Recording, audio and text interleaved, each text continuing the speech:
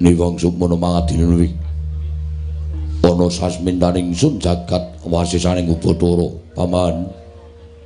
Paman Plasa Jenar. Ayo ndadekake gugup pekrira si paman marira piji wenten ngajengan manira paman Patih Harya Sengguni. Kawula nun nggih anak Prabu.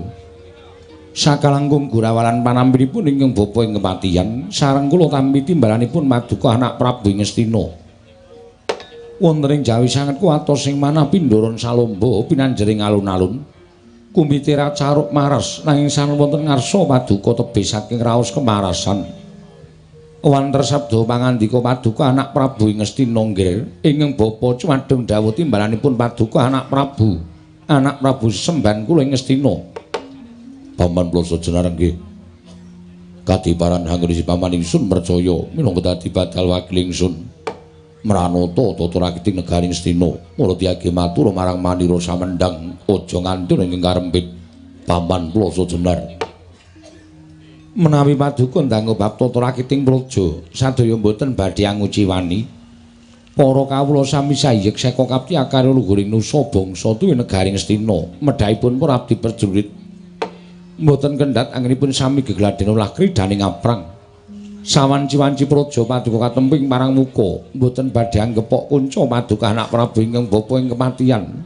Remuk kasawurna putung sumangga kabandhem nonggil. Kawula nun ndadosaken suka parwata suta raos sing manah. Mboten langkung makaran ing utama tindakna selawase lan kaprayogakna hangrisi paman ngadhep ngarsaning manira Paman Plasa Jenar. Kula nun inggih sampun boten kirang prayogi anak Prabu. Namung denan saksamunipun kepareng kula ngaturaken sembah sumungkeming pangabektinipun ingkang abdi kunjuk sandhap pepada Paduka anak Prabu Ngastina nggih. Kula tampi dawa sami-sami Paman Plasa Jenar.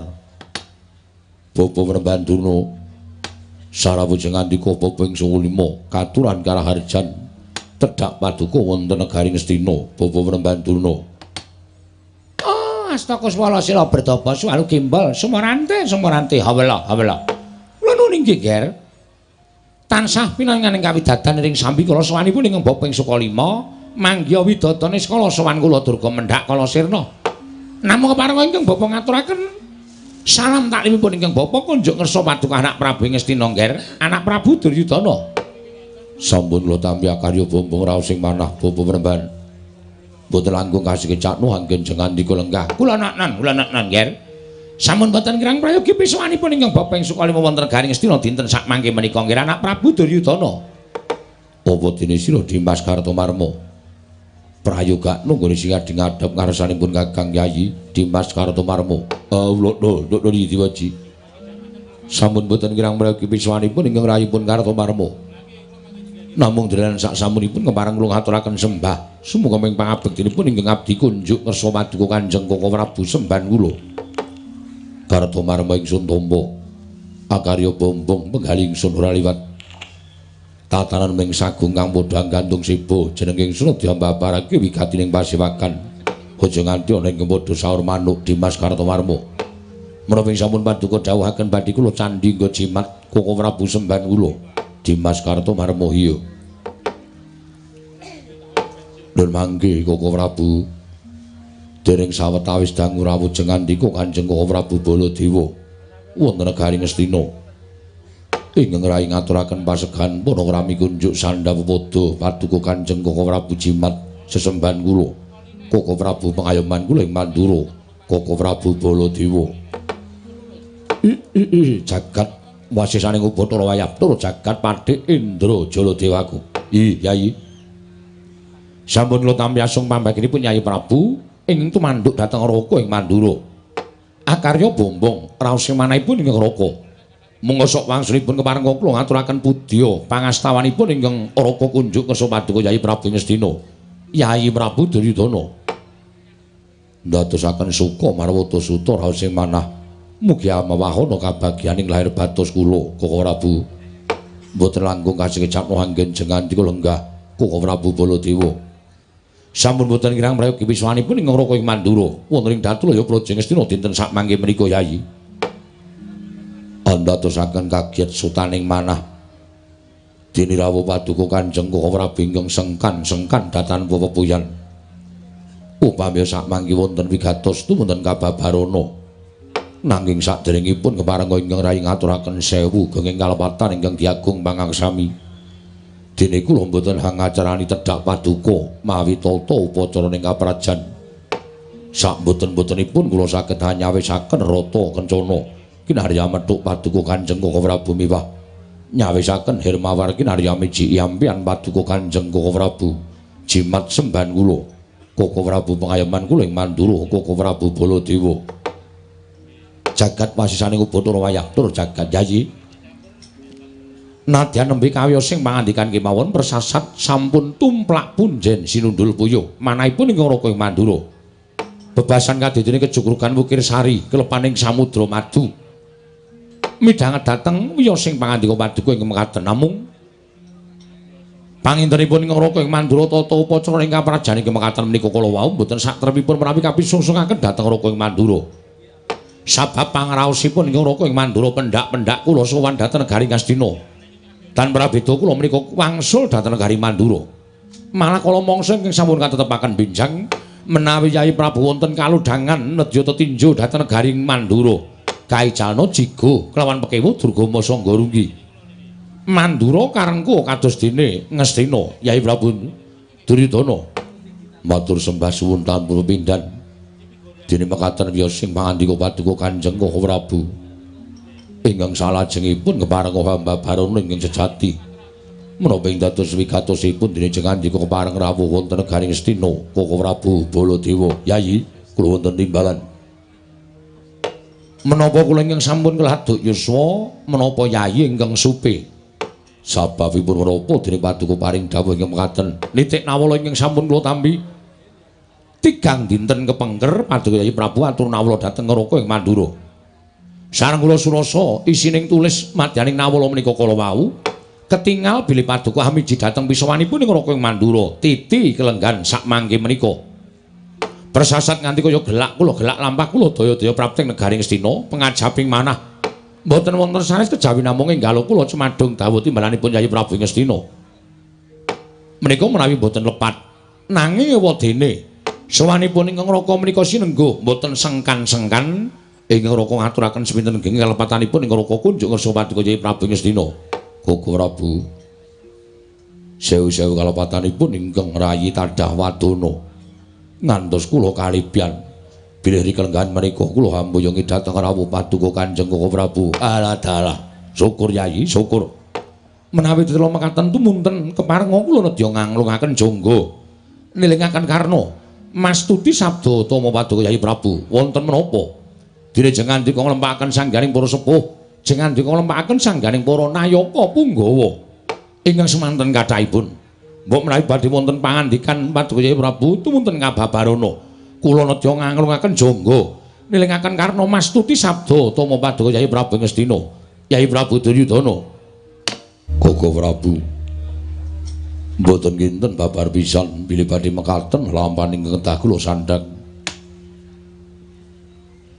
anggenipun kula nglempakaken sangganing para sepuh kula nglempakaken para nayaka punggawa sedaya para pinisepuh sampun kepareng lenggah madyaning Datulaya. Niyatipun ingkang putra mboten badhe ngrembak babagan perkawis negari Ngastina. Tuwin kula mboten badhe ngrembak babagan kulawarga salebeting kedaton. Miwah sak njawining kedaton. Saha kula mboten badhe ngrembak babagan kawula negari Ngastina menika babar pisan mboten. Nawanggen kula ngrembakaken para sepuh menika estunipun namung badhe kula aturi anak seni anggen kula badhe anyuntak dhateng gegembolaning raos kula. Yayi, wonten menapa? Semunipun rengu pasuryan paduka sajahipun kathah perkawis ingkang ginebeng wonten salebeting penggalih. Yayi, supados angentreng-entrengi dhateng penggalih paduka Yayi Prabu sampun ngantos kawratan ngasta bawat pemerintah negari Ngastina tumunten kababarna. Wonten menapa dene paduka nglempakaken sangganing para sepuh Koko Prabu mboten kinten babar pisan ing atasipun kula menika Nalindra Gung Binathara kula menika wenang nepak mbun-bunane wong sak negari Ngastina kula menika dipun sebat Nalindra ingkang kuncara Hanjayeng Bawana jagat persasa tanpa timbang. Kula Nalindra ingkang sugih bondo bandu, sugih bondo tegese brana pijes, sugih bandu kula menika Nalindra ingkang ababala raja. Nanging jebul derajat pangkat panguwaos ingkang agengipun tanpa timbang menika kula wau boten sak timbang sak bobot kaliyan batos kula. Liripun kados pundi Paduka paring dawuh mekaten.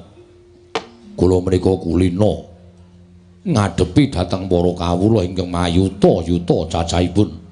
Kula menika kulina ngadepi para sepuh ingkang sakalakung pinter tinimbang Duryudana. Nanging manah kula boten kados ingkang kula raosaken. Ing atasipun kula menika Nalindra jebul lepeh temen gedhoane. Ing atase kula menika ratu jebul ati kula gampang diobat-abitaken. Dhateng lelampahan pasumpenan ingkang sampun kelampah tuwin kula lampahi mbok menawi dinten anggara kasih ingkang sampun kepengker. Wonten madyaning pasumpenan ingkang kababar kawursita boten badhe kanyono-nyono nalika semanten wanci ketiga ngerak angagak-agak sampun malih tumetes ing Jawa nadyan embun kemawon kados sinumpet dening panguwasaning dewa.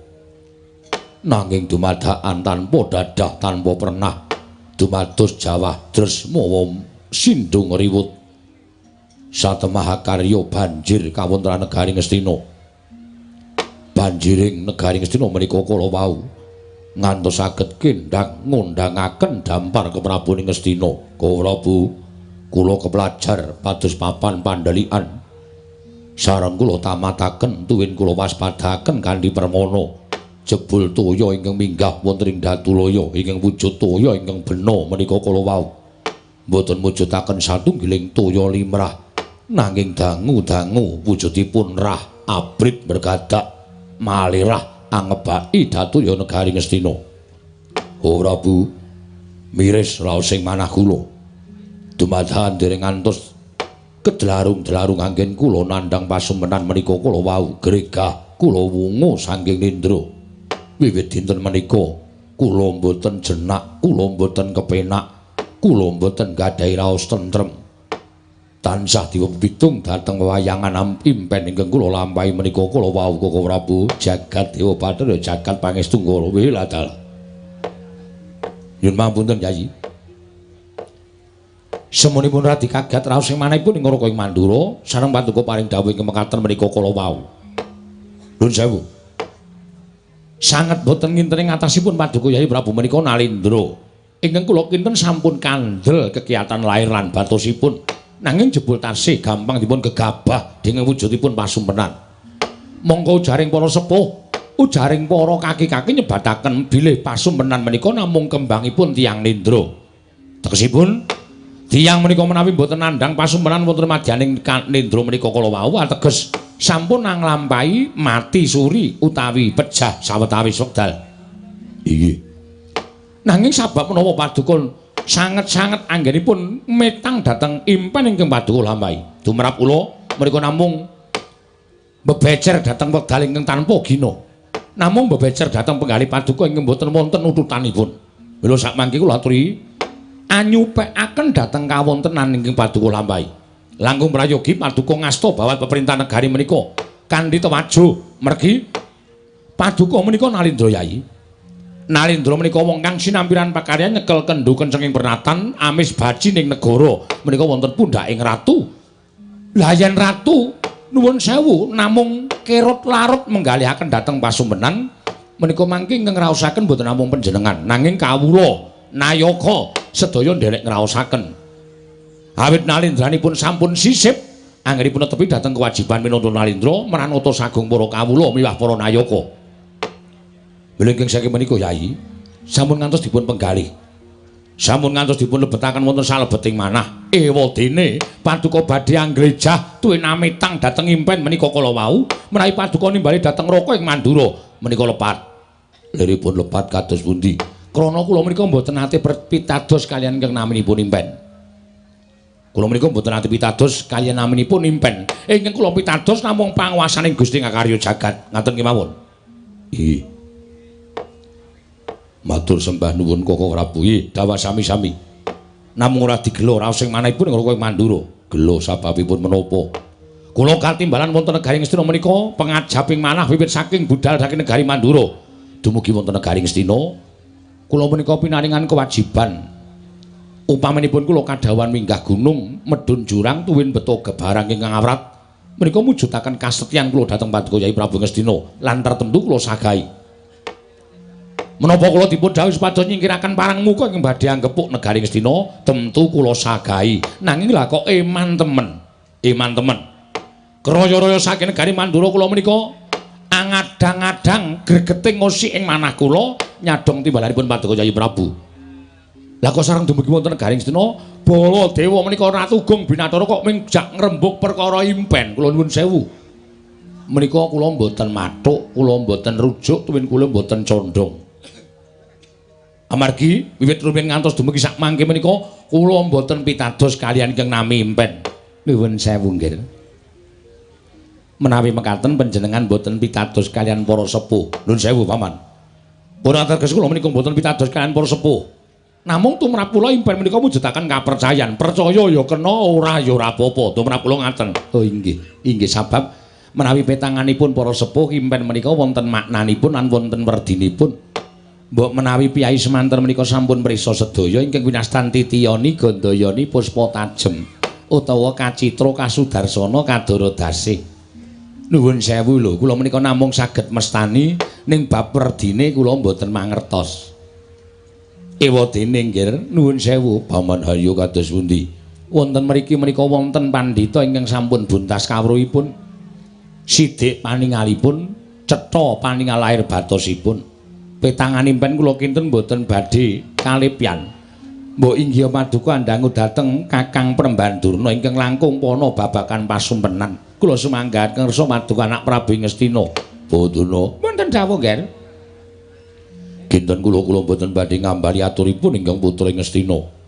Boduna sampun midhanget piyambak, mrene kula aturaken ngersanipun Koko Prabu Baladewa. Ah, gandhok blekujuk swalu gembal. Semorante, hawala. Kula sampun ngertos menapa sampun Paduka ngendikaken dhateng Kang Raka ing Mandura anak Prabu Baladewa. Boduna kasinggihan mekaten. Menggah pamanggihipun Babaduna kados pundi? Nuwun sewu, Ger. Menawi pamanggihipun ing Bapa ing Sukalima, kula ragi cocok, kula radi mathuk kan pamanggihipun Adipati Harya Senguni jenyatanipun pasumpenan menika tumrapun para sepuh, para kina sami nyebataken sumpena menika wonten tigang perkawis, titiyani, gandayani, puspa tajem utawi kacitra, kasudarsana, kadara dasih. Lah rak tenan to. Cocok to, Kakang. Cocok, Dipati, cocok. Menawi ngaten wonten werdinipun. Wonten nggih, wonten werdinipun. Werdinipun kados pundi? Menawi tumrap ingkang Bapa ing Sukalima, werdinipun pasumpenan menika piyambak-piyambak, wancinipun piyambak-piyambak. Wancinipun menapa? Titiyane menika wancinipun tabuh 9 dalu ngantos dumugi tabuh 12 dalu. Menika sanes tiyang nyumpena, nanging tiyang menika ketonto. Ketonto tegesipun. Upamanipun tiyang menika nggadahi pepinginan nanging dereng saged kelampahan. Tumunten kabekta anggenipun nglampah nindra, tuwin ketonto. Dipun sebat menapa ingkang dipun pepinginan iki menika tuwin dipun sebat naminipun ingkang dipun kersakaken. Menika tegesipun tiyang ketonto nganti kegawa nalika turu. Lah tiyang menika nggadahi pepinginan ingkang dereng kasembatan. Menika sinebut titiyani. Gandayani kuwi pancen impene menungsa turu, Dipati, tegese wong sing ora nglakoni impen gandayani kuwi tegese wis mati suri. Oh ngono. Puspa tajem kuwi impen ingkang bakal ana nyatane, padha karo kacitra, kasudarsana, kadara dasih. Kacitra kuwi wong ketonto, kasudarsana kuwi impen sing kudu dilakoni, kadara dasih kuwi impen ingkang ana maknane. Wancinipun piyambak-piyambak. Gandayani tabuh 12 dalu dumugi tabuh 2, tabuh 2 dalu dumugi tabuh sekawan utawi gagat bangun rahina menika sinebut puspa tajem. Nuwun sewu nggih, panjenengan nyumpena wancinipun. Nalika kula wungu saking Nindra, menika kula sampun kapireng kluru ing jago ingkang wonten ing Brangwetan. Menika tegesipun sampun gagat bangun rahina.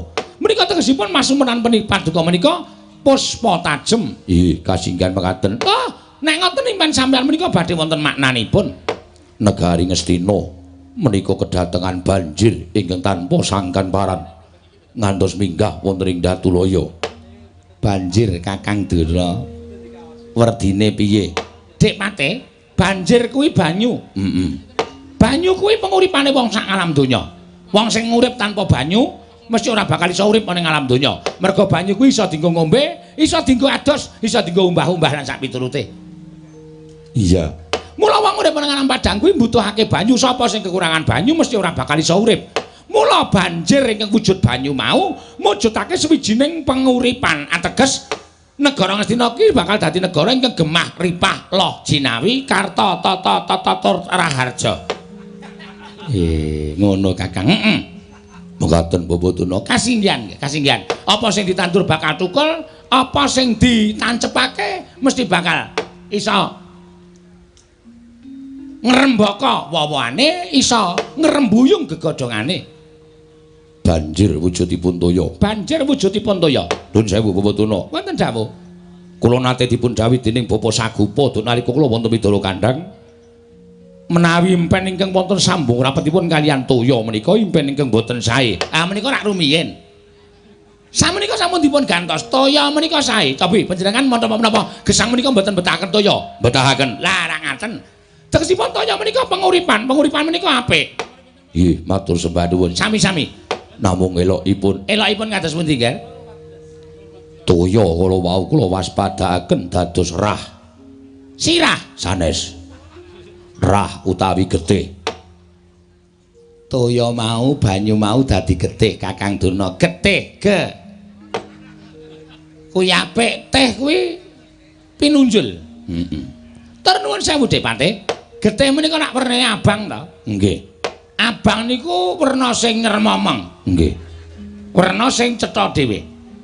Kula aturi nyawang saking katebian. Werna abang, werna putih, werna ireng, werna ijo, werna jambon, werna ungu dadu lan sak piturute sing cetha dhewe disawang liwat mata kuwi mung werna abang. Oh, ngoten Kakang Durna. Nggih, dados werna abang menika mujudaken negari Ngastina ketaman banjir getih menika. Ngastina menika badhe ketingal nyermomong. Oh, nyermomong. Tegesipun Ngastina menika badhe kuncara hanjayeng bawana dumugi wonten pundi papan negara Ngastina menika saged dipun sawang wonten pundi kemawon. Ngoten Kakang Durna. Menika panggerbaning manah kula, Bawatuna. Wonten dawuh. Dampar kendang. Dampar papan pelenggan kula kendang kapracundang kuntal kaprapal kabekta bantering banjir.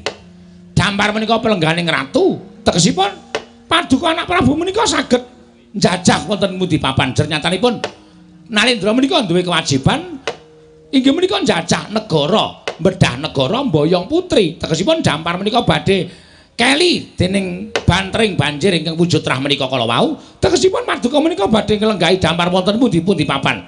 Negari pundi-pundi saged panjenengan bedah dipun dadosaken setunggal kaliyan negari Ngastina. Ateges Ngastina menika saya amba, saya jembar jajane, saya jembar panguwasane Ratu Ngastina. Mboten Babutuna. Inggih, Ger. Matur sembah nuwun tanpa pepindhan. Nuwun sewu, Yai. Miturut pangraosipun ingkang Raka ing Mandura, menawi dipun ngendikaken ingkang Bapa ing Sukalima menika kula nuwun sewu, kok ora dibenten kaliyan pamanggih kula. Pamanggihipun kok ora Bu Mandura kados pundi? Pasumenaning panjenengan lampahi menika nuwun sewu, lerekipun boten sae. Mergi banjir menika nuwun sewu, menika ugi boten sae menawi etanganipun piyai sepuh langkung-langkung banjiring toya menika kala wau wujud rah. Menika ategesipun menawi negari Ngastina menika badhe wonten kathah pepati, luwih kathah kurban ingkang tumanduk wonten negari Ngastina. Bawatuna kados pundi? Pamanggihipun tiyang menika benten-benten. Menawi anak Prabu Baladewa manggih bilih abrit menika mujudaken satunggiling pepati utawi kurban kula semanggaken. Nanging tumrap kula abang menika sae nggih. Nuwun sewu Bawatuna. Menika mboten mujudaken abang ning rah utawi getih. Getih menika wernanipun menapa? Abang. Lah. Iki sampun jeneng getih kok ora ana getih kok biru. Cumi-cumi apa? Iya. Ning pangraos kula kok mboten ngaten. Panjenengan gadahi pemanggih piyambak, kula gadahi pemanggih piyambak. Namung kanton mangke dipun titeni kemawon. Pemanggihipun Durna kaliyan pemanggihipun anak Prabu Baladewa menika leres ingkang pundi? Menapa negari Ngastina menika mangke badhe kedatengan parang muka ingkang sak mangke badhe ambedhah negari Ngastina, duwen damel kurban wonten negari Ngastina. Menapa Ngastina menika mangke badhe anjayeng bawana, badhe kondhang kaloka amargi pambatang kula erah menika wujudaken werni abang ingkang badhe nyermomong negari Ngastina. Kondhang dumugi umudi papan ger. Dipun nidani kemawon. Mangga dipun sekseni dening Adipati Harya Senguni. Nggih, Kakang Dura nek konten kula nderek mengkantun nekseni bener anak Prabu Mandura napa bener Kakang Duna? Ah, mesti bener kula. Kula niku ora tau mleset. Ora tau mleset. Aja kok patang angka rong angkae ra mleset kula. Nuwun sewu kok mesti kaya ngono lho sampeyan iku mbok ya dilereni. Ora iso, ora iso. Pokoke tak tekati pokoke. Ben, kendara aku entek ya ben. Ya ora ngawur ta ora. Senengane wonge ora ana kok wani iki di streaming lho Kakang Duna. Sing penting iso tuku neh. Ayo. Wong iki sing penting leleng. Nggih, nggih. Titeni mawon ya, titeni mawon. Didemadaning pasewakan. Nalika sawanten sami midhangetaken manganipun Begawan Duna tu Winata Mandura. Pandhita ingkang wicaksana wasis tuwin Nalindra ingkang wicaksana. Ndadosaken din kemadyaning pasewakan negari Ngastina. Nadyan uta Ngastina Prabu Duryudana datan mobah, datan musik nganti kaya tugu Sinukarta. Lenggahi kanyo pinangka wardu kanjur jarwe ganten wardu jarwa kaca minangka drung abang idul-idul manding dasaring pertala. Kasaru geger njaba piyak ngarsa tangeping pira sebar bonamu apa to kang dadi darunane. Ora numatan kok rangkeng gajah medhun saka wandilan. Kejawi namung sawanipun wonten satunggiling caraka nyewantun miyak stinggil Nadrata minggah madaning Dadraya. Agarya cingak kang samya mulat mangrombaing para kawula kanca piyak-piyak ana daya minggir dalu-dalan dalu-dalan dalu-dalan. Jagat Dewa Bathara, ora Bu, wonten dawuh. Dereng antos paripun anggen kula nampi timbalan paduka. Mriku mboten pangling wonten satunggiling caraka ingkang abiyantara. Menawa menika tasih sumitranipun paduka Kanjeng Prabu. Yayi, nadyan ingkang raka nembe sepisan menika ngawuningani dhateng Punggawa ingkang sowan ngabiyantara ngersa paduka Yayi Prabu. Tumunten katimbalana menapa wigatosipun? Menawi sekintenipun wigatosipun menika kala wau sae paduka kedah nglenggahi bawa leksana nanging menawi namung badhe mbebuthek banyu bening kawonten negari Ngastina. Paduka sampun tumut-tumut pasrahna dhateng Raka ing Mandura. Kasinggihan sabda pangandika paduka Kanjeng Prabu. Mugi keparenga pinarak ingkang langkung sekeca kula badhe andangu dhateng lari utawi caraka ing nembe sowan menika. Kula semanggaken Yai. Kisana aja kinenten ingsun tumambu yekti saweg sepisan iki ingsun wanuh. Sira kuwi sapa? Lan wigatine apa dene sowan ana negara Ngastina mongko tanpa tinimbalan. Nunamit pasang Kalimantapi tinebina ing lodone dumawaing tawang tuwang sinuwun awonten para warni menawi paduka miji dhateng ingkang abdi kula menika nayaka kula menika nayakaning Nalindra. Yen pancen kowe nayakaning Nalindra sapa lan ngendi negarane saha kowe kuwi sapa? Kula menika abdinipun Sang Prabu Bandung Nagasewu mapan wonten ing negari Bantarangin. Wonten ingkang sudi mestani dhateng kula menika Senopati Nagabandala. Senopati Nagabandala. Nun kasinggihan mekaten. Wigatine apa Senopati Nagabandala? Nuwun sewu menapa kula menika sampun suman ngersanipun Sinuwun Prabu Duryudana. Ora ana loro. Jagat iki ingkang modha kaliyan panjenengan ingsun.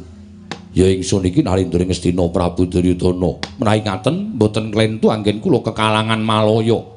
Ngideri jagat persasat sampun tepung gelang jagat menika kula upaya. Wonten pundi dunungipun negari Ngastina sakmangke sampun pinanggih kelan paduka Prabu Duryudana. Namung saderengipun kepareng kula ngaturaken sembah sumengkeming pahabektinipun ingkang abdi kunjuk ngersa paduka Gusti kula ingkang sinuwun.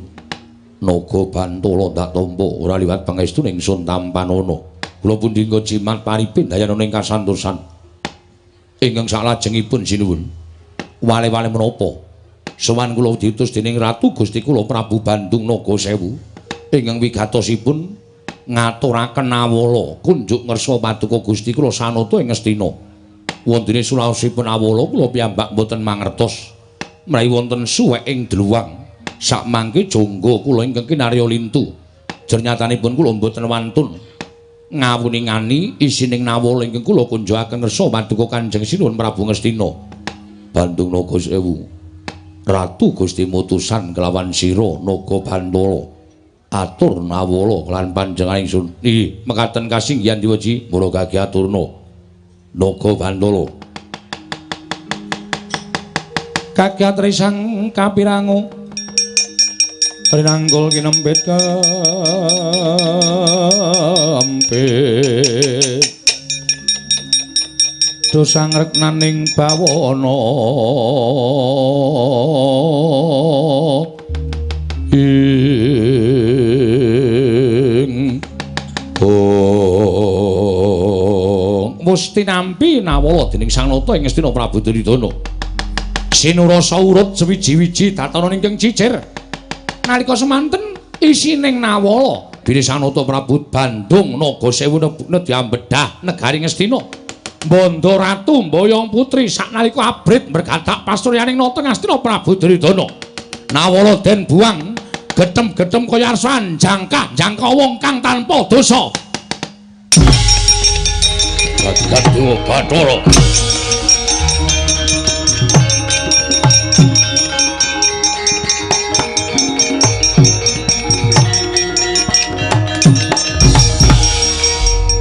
Naga Bantala wonten timbalaning adhawuh isining nawala yen Ratu Gustimu Prabu Bandung Nagasewu bakal bedah negara Ngastina nelokake Nalendra Ngastina Prabu Duryudana cecak nguntal cagak cebol gayuh wulan wuta ngitung lintang tangeh kelakone cepak wurunge. Prabu Bandung Nagasewu ratu cilik aku ratu gedhe jagat iki tanpa timbang ora ana ratu sing padha karo Duryudana kok delangap-delangap ucape jeleh nyawang gelaring jagat eseming rembulan. Kowe Prabu weh lah jagat Dewa Bathara.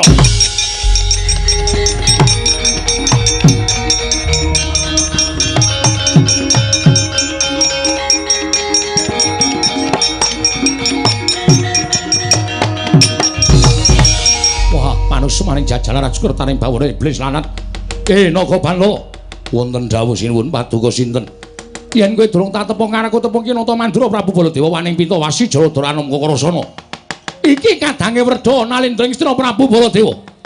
Nyerweteh Ratu Gustimu bakal mbedah negara Ngastina. Sumuk nyawane kowe baliya matur karo Ratu Gustimu diajangi jembar karo Nata Mandura Prabu Baladewa Barat.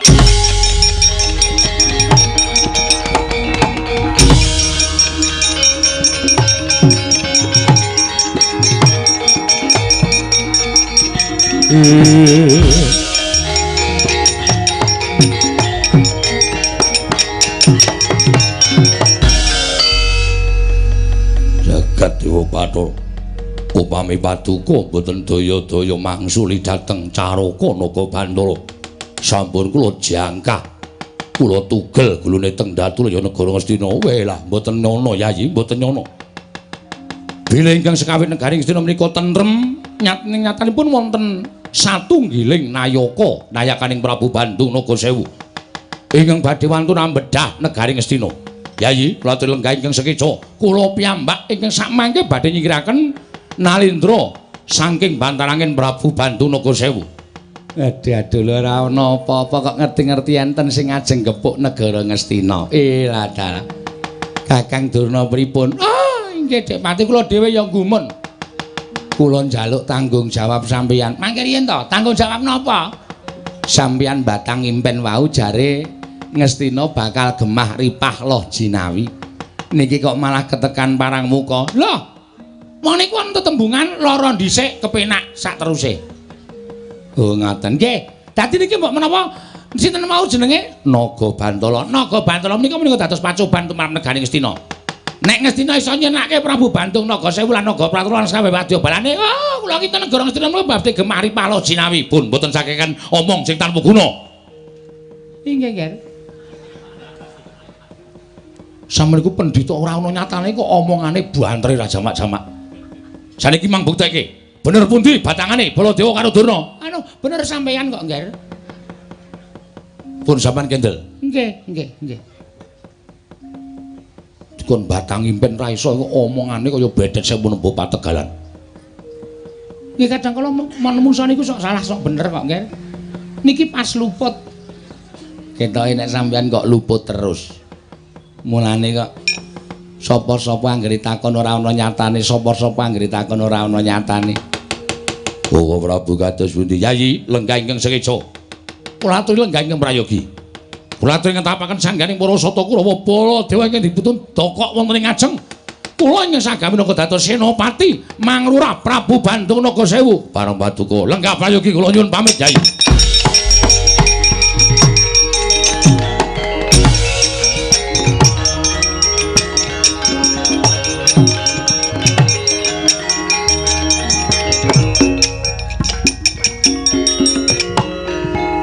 Mboten kinten babar pisan. Bilih badhe dumados pecah perang ageng antawisipun negaring Bantarangin miwah negaring Ngastina. Kula piyambak ugi mboten nyana. Lah kok wonten satunggiling nalindra ingkang wantun bedah negaring Ngastina. Menapa mboten ngertos kondhangipun negaring Ngastina menika dipun lenggahi dening Kurawa ingkang bebasan pilih tanding boboting yuda. Lah kok wantun badhe ambedah negaring Ngastina menika sampun nyusumuk nyawanipun. Nggih. Nuwun sewu nggih. Lajeng Parang Paduka sampun ngantos sami miris. Aja nganti padha wedi. Ngastina dikukuhi. Nggih ngestaken dawuh sata kula dipun ketapaken.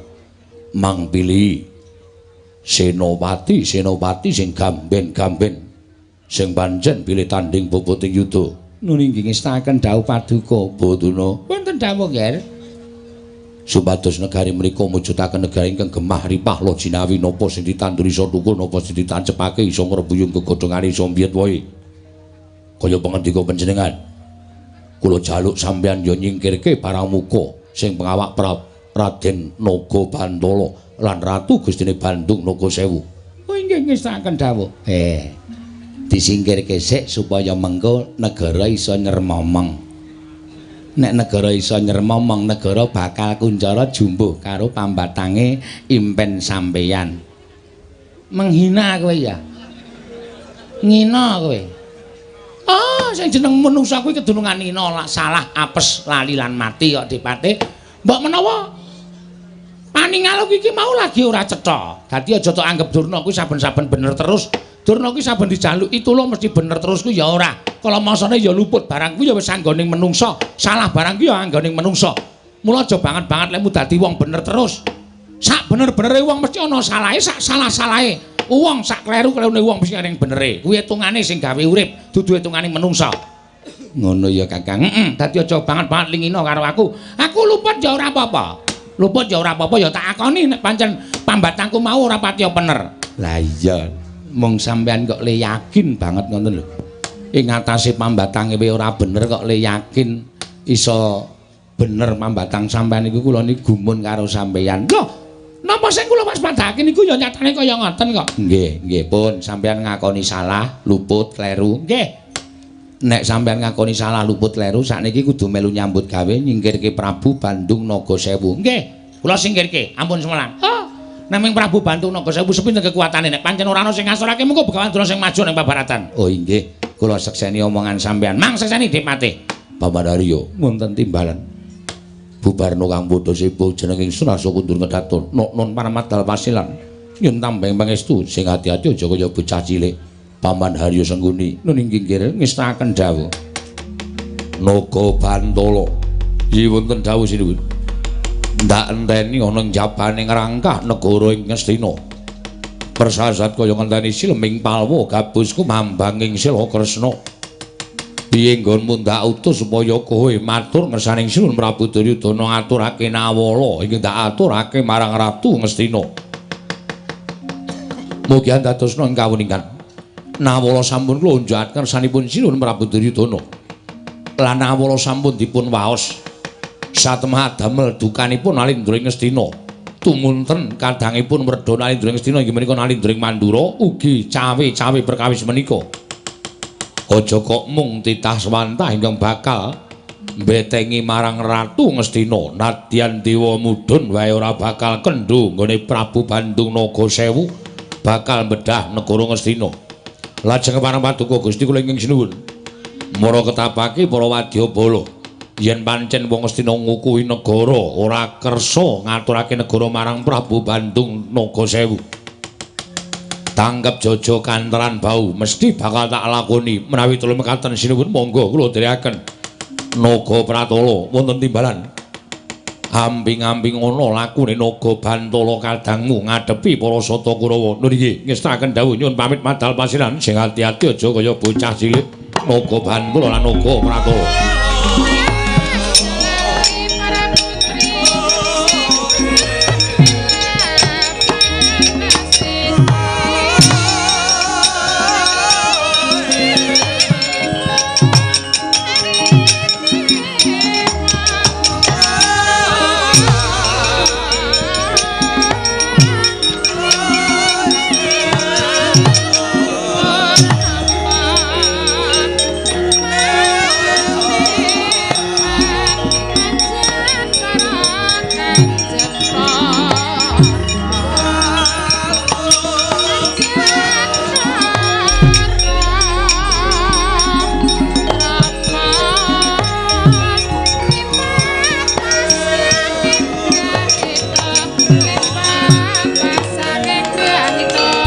Kang kinara wangsit pindha kombang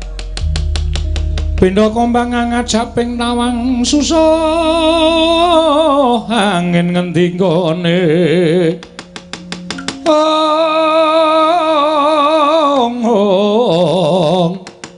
miang kali ingkang kang beksimi beruluke ngungkuli langit Penembahan Guntur Geni. Ana dawuhmu apa sinuwun Prabu Bandung Nagasewu? Cetha yen to Prabu Duryudana ngukuhi negara Ngastina. Ora gelem menehake negara marang panguwasaning Prabu Bandung Nagasewu. Monggo apa ingkang dak tindakake iki jumbuh kelawan ngendikaning para dewa. Yen to saya kuncara lenggahing Prabu Bandung Nagasewu minangka dadi narindraning jagat. Yen to aku bisa lenggah dampar negara ing Ngastina sarta ngelingake marang wewatekaning para Kurawa luwih-luwih Prabu Duryudana ingkang duweni watak angkara budi candala. Monggo wataking Prabu Duryudana sakurawane kuwi ora bakal ilang kelawan ora bareng karo ingkang sinandhangan. Tegese Kurawa lan Prabu Duryudana kudu tumpes, kudu sirna saka lumahing bumi kureping langit iki, Prembahan. Sinuwun yen pancen kaya ngono kang dadi kersaning sinuwun Prabu Bandung Nagasewu. Aku Begawan Guntur Geni mung sendika ndederek yen ana kale men ditandangi karo Naga Pratala lan Naga Bantala. Ewadene eneng akale tak pasrahke marang Penembahan Guntur Geni. Ayo bebarengan karo aku sinuwun nyaketi negara Ngastina. Ayo tak derekake Prembahan.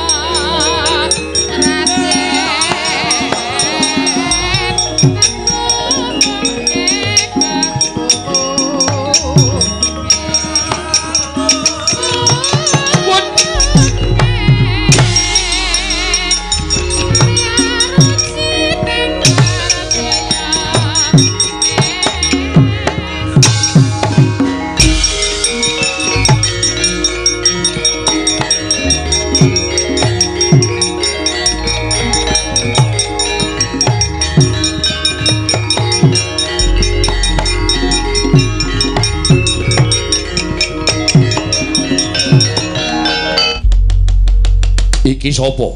Ngaglah ana ing tengahing dedalan. Ngadeg kaya ndha mentang kaya gendewa. Tepungake wae punggawa negaring Bantarangin. Abdine ingkang sinuwun Prabu Bandung Nagasewu aku Naga Pratala. Lho, Naga Pratala? Iya, dasar Pranyata. Ana menungsa ingkang aran Naga Bantala. Kuwi kadangku padha-padha nayaka negaring Bantarangin. Iki sapa? Kadang nata ing Ngastina. Aku Raden Surtayu. Raden Surtayu. Yo. Ayo, endi wong Ngastina? Luwih-luwih Prabu Duryudana. Bakal tak bondo, tangane tak krincung sikile tak lebokke pakunjaran. Negara Ngastina bakal dilenggahi dening sinuwun Prabu Bandung Nagasewu. Wah, dalah kemewat kaya wong regem jimat keparat. Kaya wani ndilat persiabang. sempalan pundhaking kiwa tengen Surtayu kelakon ngukup negara Ngastina. Ing kene marganing patimu kuwi Surtayu.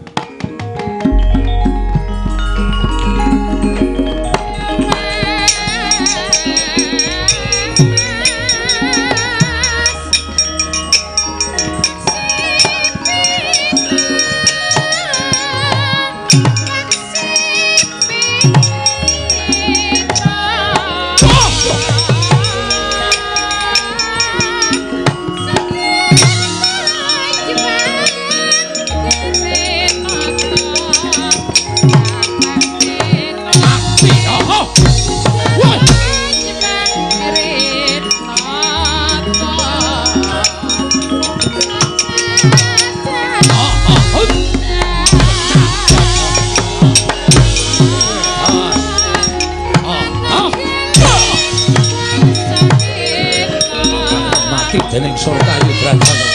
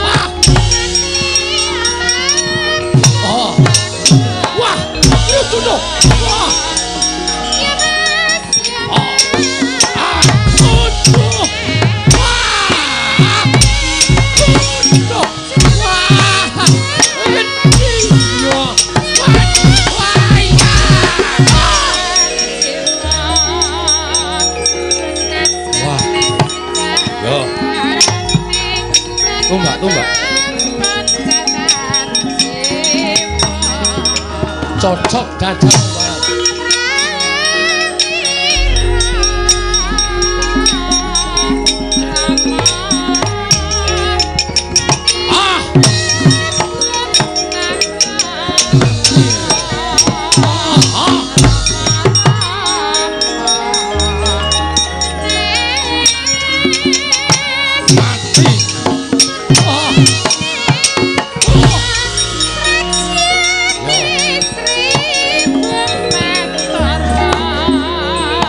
wah, tumbakmu saka plastik. Weh!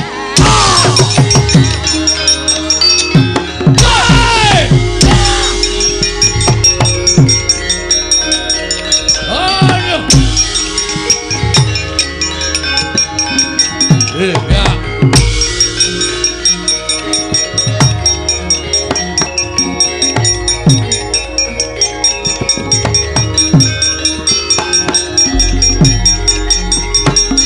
So Naga Bandara sapa Raden Kartomarma kadangmu naga pratala ngobrak-abrik ayo ora gelem menehke negara Ngastina kelakon banjir getih negara Ngastina wah mati dereng aku mati kowe iya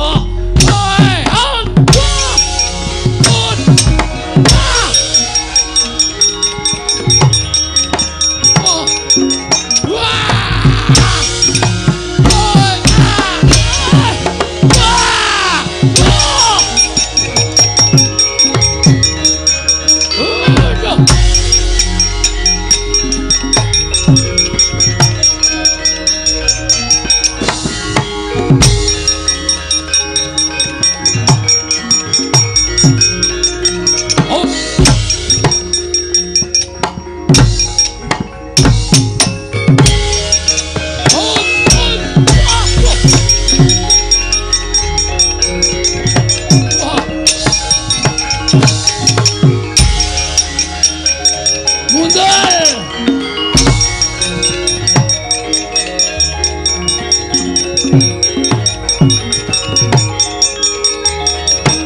Wah.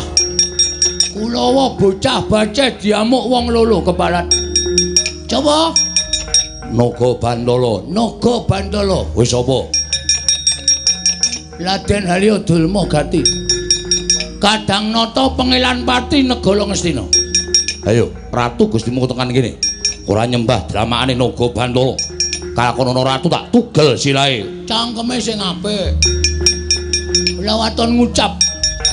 Ratu Gustiku arep tugel cilamu tugelen cikik cilahe Dulma Gati. Ayo, kaya aku sing tekaning pati. Semplok cacamu ae. Model. Wedan.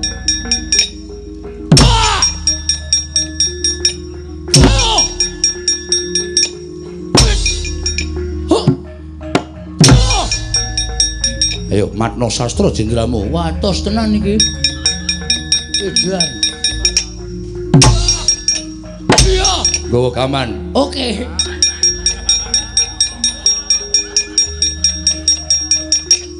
Udus. Kowe iki Pangeran Pati kok gamane Sepele. Iki tau tate tak nggo nyolong goli ping 4 lakonangan. Model. Ya. Dan gak apa-apa. Gladi Pramuka. tibano Model we. Oh, lah apa-apa. Ayo. Mohon perhatian. Mohon perhatian. kowe iki kampak kok dienggo halo-halo. Batu mau batu iki batu roe. Edan.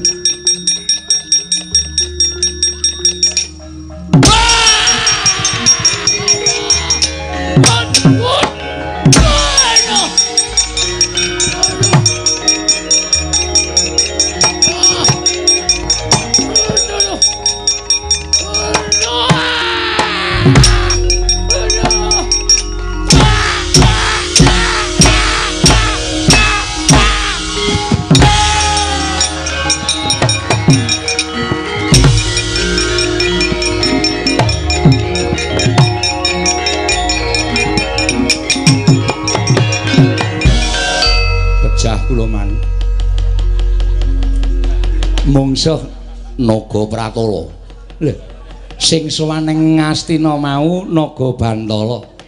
Jebul boten ijen Naga Bantala ning kancane kathah. Naga Pratala nggih wonten piyayine alit ning Digdaya man. Kula anten boten dirasake, kula semanggaken. Kawon kula man. Wah, mati kula man Kartamarma nggih. Kalah kawon. Mungsuh wong sabrang, mungsuhmu dudu Pandhawa lho. Ning wong sabrang, inggih ning nyatane kalah. Terus aku tak takon karo kowe, Kurawa iki arep menang mungsuh sapa coba? Mungsuh Pandhawa kalah, mungsuh anak-anak Pandhawa kalah, mungsuh Panakawan kalah. Iki mungsuh pendatang baru di kancah pekeliran. Jenenge Naga Bantala kok kalah, nyatane kalah ya kalah. Sampeyan ajeng ngicipi tangane Naga Bantala mang maju ora cerewet bae. Wong kalah kok dipaidu sengit kula marai lara teng ati. Satama nggih, Man. Anak pendhita kondang kok kalah karo wong manca negara, nyatane kalah. Nek cara aku isin, kula kok biasa. Kalah ya kalah kok ndadak. Isin barang niku sing isin nggih napa kula tak takon. Macem-macem. Durma Gati wis maju pun, Man. Mungsuhe Naga Bantala. oh, Kula tanya jajane diek. Niku kedhepme mboten. Kula tanya pindhane bles udan. mboten. Kenging jajane blek ngoten niku obah wae ora. Nganti kula ancang-ancang ya gak apa-apa.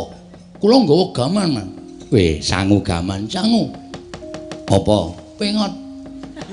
Kula tuthuke gak apa-apa. Gladi Pramuka. Kowe iki kadang nata kok nganggo glati pramuka. Nun sewu saben cemuak kliwon kula kutuki lho, Man. Ning gak temomo. Ngagem bendho gak temomo kula diantel rai kula bles. Oh. Candak sila kula templek nggon dengkul nganten iki diantemi blung. Kula wis cambat-cambat, Man. Kula cuma gakaken. Kali dhewe tangane gedene lah jamak-jamak, Man.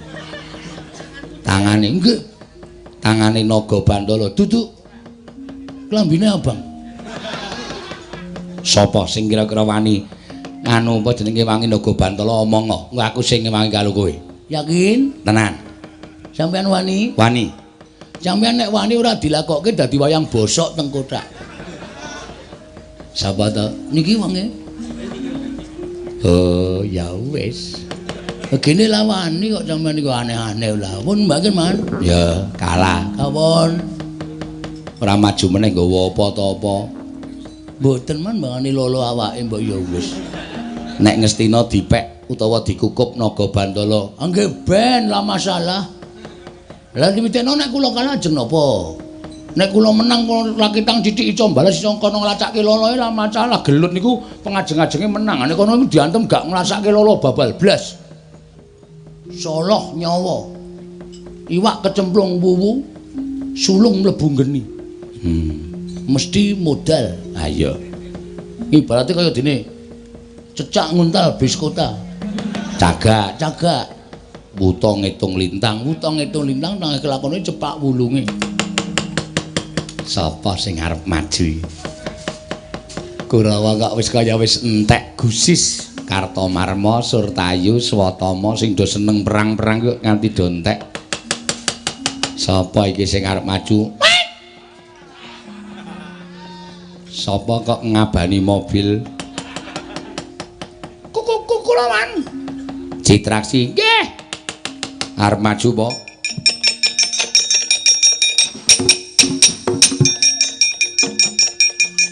Wah, ujan kowe iki ngapa ya? Kok dadi awakmu tok pernis barang ki men ngapa? Men kilap, Man. Oh iya. Soale arep maju perang. Oh iya. Mungsuhe sapa? Mungsuhe naga Bantala. Naga Bantala ora pancen terkenal. Kuku kula sing ajeng Nyang-nyangan apa? Nyangking sirahe naga Bantala. Wani apa kowe? Sing tak wedeni apane? Amo Suramrata Jayamata imbang yen padha-padha. Naga Bantala kowe ora gelem mundur saka negara Ngastina kelakon candak siramu tuk.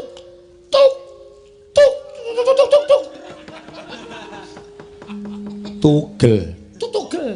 Gulumu. Baleni. Kelakon candak kelakon tuk. Tugel.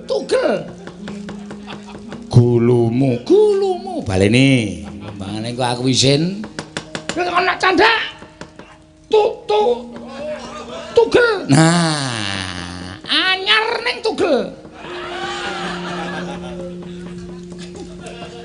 kowe tak kampleng lho. Ana wong mangan kowe ngerti ora? Kok anyar ning tugel? Neng ora iman-iman. Ya wis men. Ikhlas lahir batin. Do ngerti lho. Wah, ajane dewan.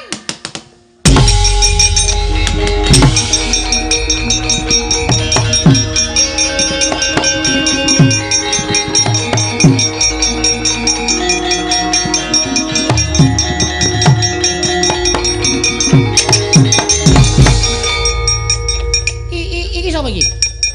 Takon karo aku. Abdining Prabu Bandung Nagasewu aku Naga Pratala. Naga Pratala.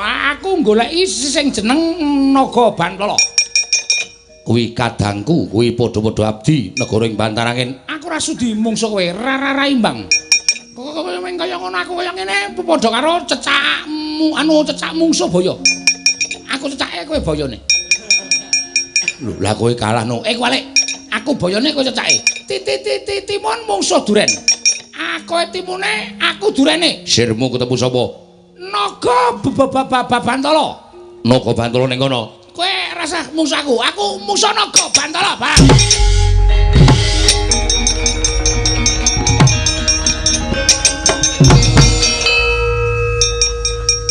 sapa iki?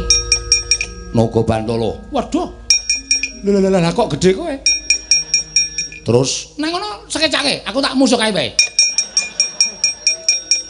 golek mungsuh kok golek sing cilik. Bareng kene mungsuhe gedhe kok.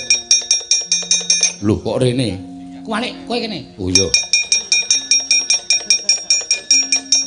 Ayo kowe aku sing tekaning pati. Iki Raden Harya Citraksi. Kadang nata Prabu Duryudana. Nana Naga Pratala. Ono paran. Ora mundur saka negara Ngastina kok tak cangking siramu. Wis mantep kowe muni ngono. Wis Wis kira-kira menang. lu ngerti. Nek kowe muni ngono kuwi nek pancen kowe iso ngalahke Naga Pratala sakarepmu. Nek kowe ora iso ngalahke Naga Pratala, isin dirungokke piyai semene. Sumbare wis petak aci-aci. Aci-aci piye? Maksudnya piye aci-aci? Kowe basa apa? Petak aci-aci ki basa apa? Mbok saiki ki nganggo basa sing iso dipahami karo masyarakat. Sesumbare petak aci-aci. Cio apa? Cio gambar manuk apa? Kuwi ciu. Sumbarmu kaya ngedapi-dapi. Monggo piyai semene iki padha ngerti kabeh. Nek kowe mungsuh aku mesti do mbedhek menang aku. Nek nganti menang kowe iso ngajar aku, penonton semene iki bubar kabeh. Bali kabeh. Masa? Terus Mula tinimbangane kowe menang ning penontone bubar, luwung kowe kalah penontone ajeg. Ngono ya? Nek aku menang mesti do ora percaya, do mangkel karo aku tur mesti luwe-luwe do ngunekke dalange pekok. Lah iya. Citraksi kok menang ki cara ngendi? Ha ta? Terus do lunga, do mangkel atine, luwe-luwe saya kasar meneh, ora dundang mayang meneh, tak cilaka. Ha iya. Kowe aku karo kowe neng kotak apa jenenge dadi wayang ora kanggo krikiti tikus. Betul. Lah terus yen wis ngaku bener, Nek ngono aku apike rasa perang, aku tak mundur ning tetep wayang ngrembaka. heeh. Ya wis penake ya Naga Pratala. Yo, Kowe saiki karo aku dadi sedulur. yo, Salim. yo. Sesuk malam Kemis lunga ora? Ora. Neng nggon aku bancaan. Aku elektunan. Oh iya. Penyanyine jos-jos. Tak apa? Tak goleke sing dede. Oh iya. Mangkat ya. Ya. Wis rasa perang ndak malah dadi musuh, kowe karo aku dadi sedulur sing apik-apik. Ya sakarepmu Raden Citraksi. Wis penake nang kene Naga Pratala.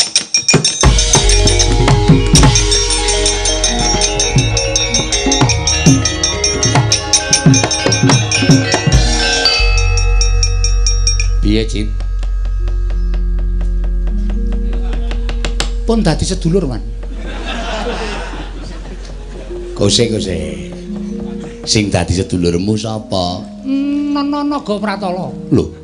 Kaiki wajib tok pateni mergo arep bedah negara Ngastina. Nek cara kula dikekke mawon, mergo sakniki usum bedah rumah. Oh. Mbok menawa negara Ngastina didadani. Nek cara nggon wayang bedah ki tegese Ngastina dibedah, ratune dibondo. Terus kowe karo aku minggat saka kene. Ngene Man, perkara kuwi monggo ning aku diwenehi ngerti karo si Naga Pratala.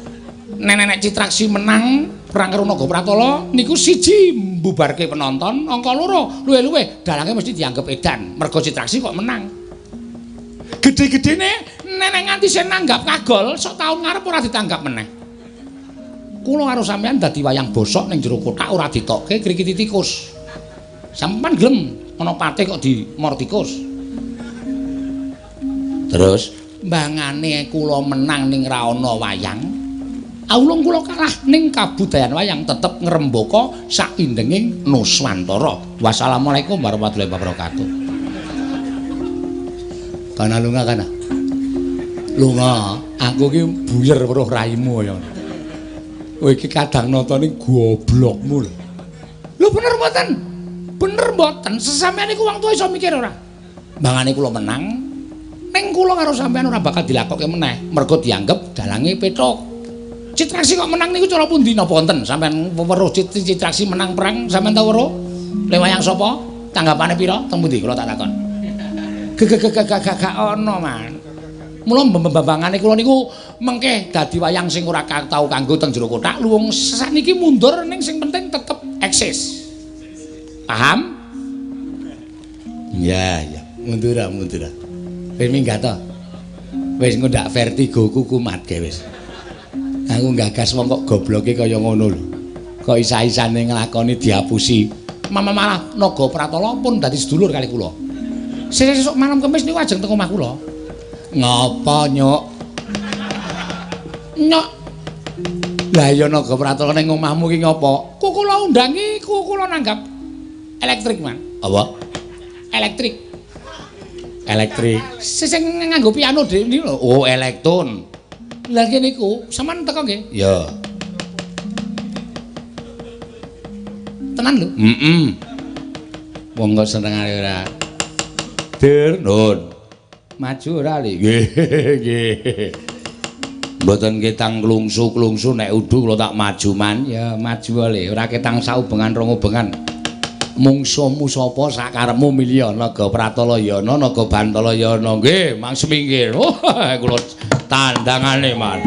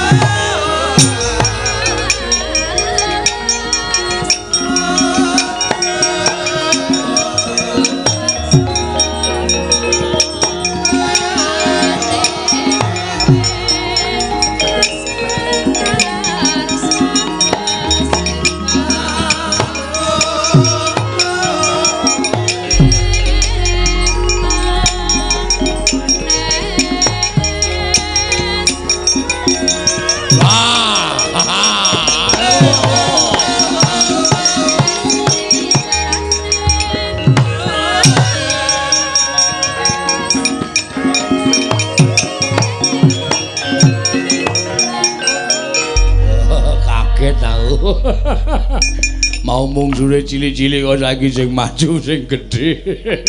Soy. Nalindra Bantarangin Prabu Bandung Nagasewu. Wah, bojone Rara Jonggrang.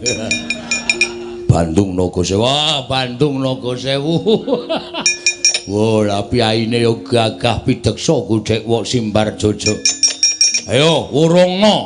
Nggonmu bakal mikut negara ing Ngastina, mbedhah negara Ngastina.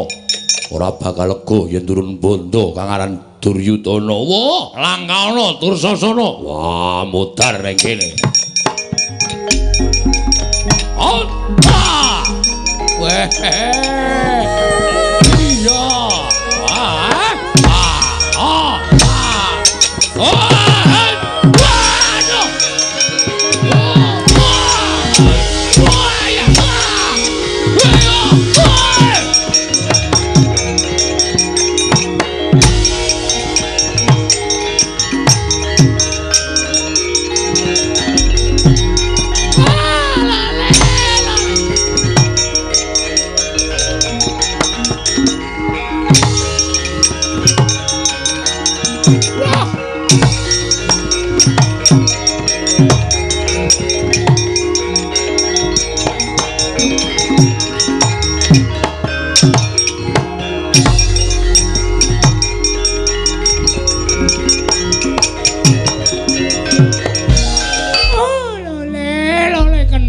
Gimbor monyor-monyor duk ning dungkul wana dadi alas-alas dadi wana. Iki sapa iki? Nganggo kabrahmanan teko kowe ngadeg ngareping Begawan Durna. Ditepungake wae aku nuju Bantarangin. Pujangganing Prabu Bandung Nagasewu aku Begawan Guntur Geni. Wah, dalah. Demane pripun Kakang Durna? Jebul wis budal sawadya balane klebu pujangganing negara ing Bantarangin pun tekan negara Ngastina. Mula kula suwun sing ati-ati ya Kakang Durna niki tataane negara. Guntur Geni ana paran Begawan Durna. Saru dirulu yen kowe karo aku padha adu atos sing balung muleting kulit. Kowe pandhita, aku pandhita. Ayo, nek pancen kowe iso lan pinter ngungkuli panguwasaning Begawan Durna, aku ngakoni genggulamu. Ora sandadakakean gunem kang tanpa guna. Ayo. Kowe areng ngejak apa Begawan Durna? winastan cangkrimaning Begawan Durna bakal tak batang yen kepengkok aja minggok yen bener aja minger. Mula saiki wangsulana ing winastan sandanganing raga kuwi apa? Ing winastan sandanganing jiwa kuwi apa? Modar kowe. Kowe pendhita saka Sabrang ora bakal ngerti ngelmu marang ngelmune wong Jawa. Sandanganing raga kuwi apa? Sandanganing jiwa kuwi apa? Mati kowe ora iso jawab. Mati kowe ora iso jawab. Diwangi Dewate. Nggih, penampun kuwatir.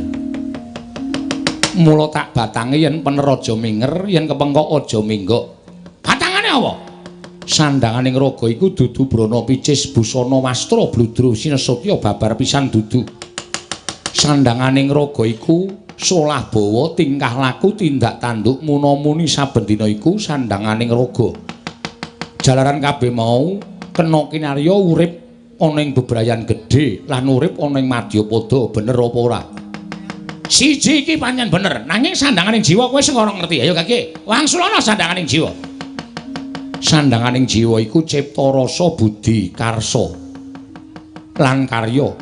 Cipta iku kang anampa samubarang, rasa iku kang nimbang samubarang. Budi kang anglermake samubarang, karsa kang nindakake samubarang. Yaiku kang nindakake sandanganing jiwa. Bener apa ora? Pripun Kakang? Bener e Dewate. Liyane sing luwih angel mang takoni. Nek iki kowe iso jawab aku ngaku teluk karo kowe. Kang ditinggal marake Gus Dulur, kang dibuang marake urip tentrem kuwi apa? Kang ditinggal marake Gus Dulur iku watak anggep-anggepan. Sabab watak anggep-anggepan iku hambabar watakku malungkung sombong umuk sesongaran. Seneng ngendak gunaning jalma tansah rumangsa pinter lan ngiwak-iwakake. Lan sabarang tindak tanduk rumangsa bener. Lah ya watak kaya mengkono mau akeh kang wong ora seneng. Ngawruhi wekasan didoi dening sanak sedulur mitra kawruh lan liya-liyane Begawan Durna. Ya, sabanjure kang dibuang marake uripe tentrem iku watak tansah mikulihake awake dhewe. Sabab ya mikulihake diri pribadi iku mahanani tansah marakake menungsa tansah samar-samar was-was sumelang durga ngongso-ngso. Yen perlu wani nempuh tindak kang ala kang gawe kapitunaning liyan pamriya dimen entuk swarganing raga lali yen to Gusti iku maha adil lan maha murah. Mula wong kang gelem resudi sudaning gawa lan mersu pinepsu ing tapa brata tanapi ing siang ratri amemangun karya naktya sing sesama. Ya menungsa kaya mengkono mau kang wiwit manggih katentremaning urip ya ing kono durunging katentremaning langgeng.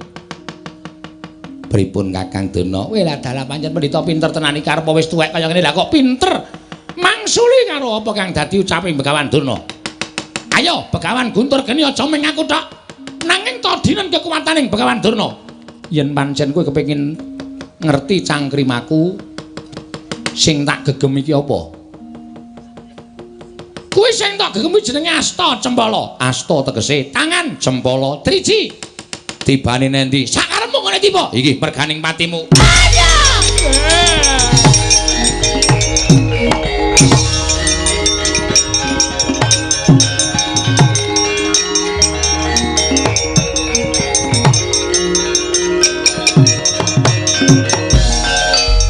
Ketoke kula niku wis percaya nek sampeyan niku pendhita monyor-monyor tenan. Sedaya cangkriman sampeyan tatas kabeh karo Begawan Guntur Geni. Lah ing atase pendhita pengpengan kok ming ditungi tangan kok sampeyan kalah. Mboten ngerti nek Begawan Guntur Geni ajeng mentala kalih kula. Niki napa Kakang Durna? Asta Cempala.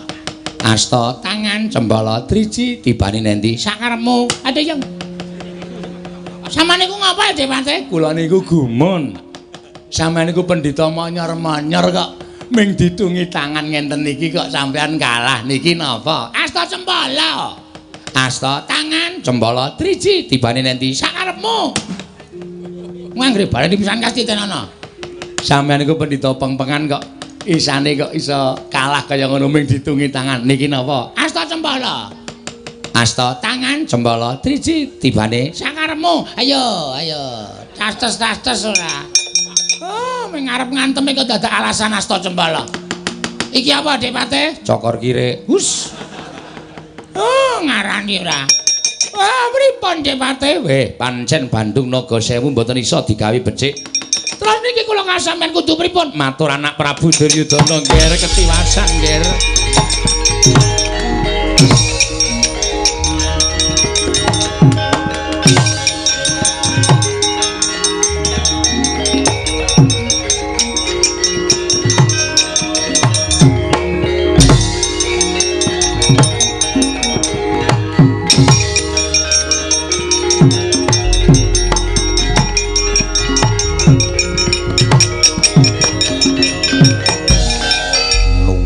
Tatanan manut semaring jajalanan ora ngilo karo kahananmu dapure kaya ngono arep lungguh dampar ke Prabu Negara Ngastina Bandung Nagasewu sempalen kuwandaning Duryudana kokopen dampar kencana wah kelakon panjang kamu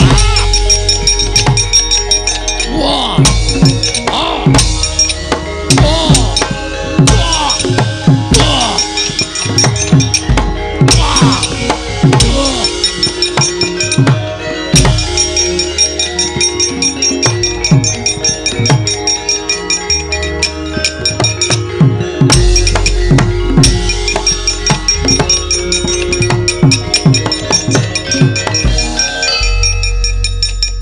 Sambato Duryudana wong kang angkara murka budimu candala kowe ratu ingkang demen ngendhak marang para kawula wekasan uriping kawula Ngastina padha kasangsaya padha ora ngrasake kepenak uripun ing negara Ngastina naga pratala naga bantala bandanen ratu Ngastina tunggale tak oyake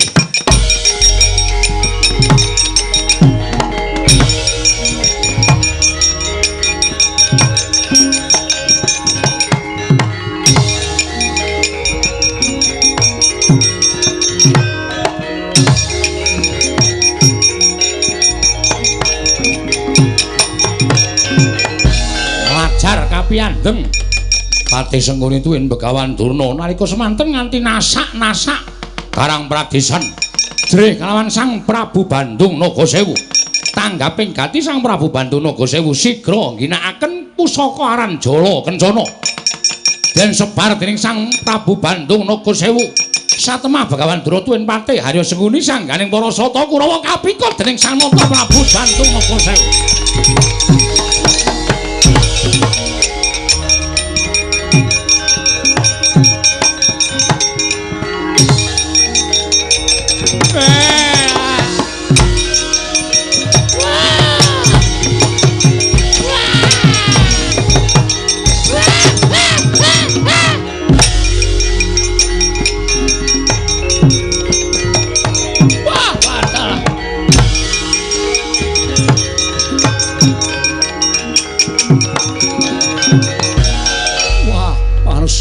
jalaran lare kok sepuluh ora iso disangga enteng kekuwataning naga pratala karo naga bantala luwe-luwe disengkuyung karo ratu Gustine Prabu Bandung Nagasewu Yai Prabu Duryudana Bapa Begawan Durna Paman Harya Sengkuni lan katang-katangku para sata Kurawa kepikut kabeh karo Prabu Bandung Nagasewu wah Yai Aji Ngamarta kula nyuwun senjata pitulung tumbak kenceng Yai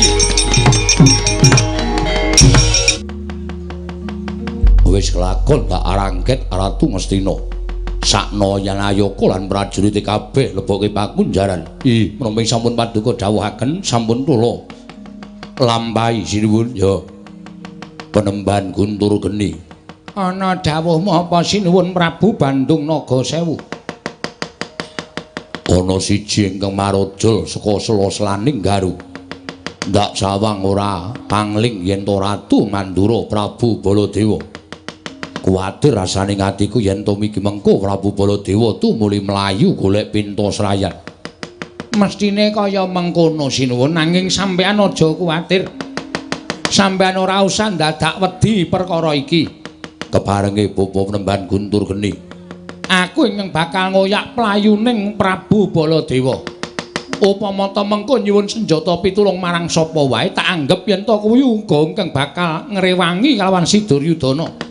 Sapa ingkang ngrewangi kelawan Duryudana tak anggep kuwi menungsa ingkang kudu disirnakake saka lumahing bumi kreping langit. Yen pancen kaya ngono karepe bapa Penemban Guntur Geni aku mingkari manut lenggah ingkang prayoga sinana aku tak nyuwun pamit tak nungka lakuning Prabu Baladewa. Yo Penemban Guntur Geni sing ati-ati.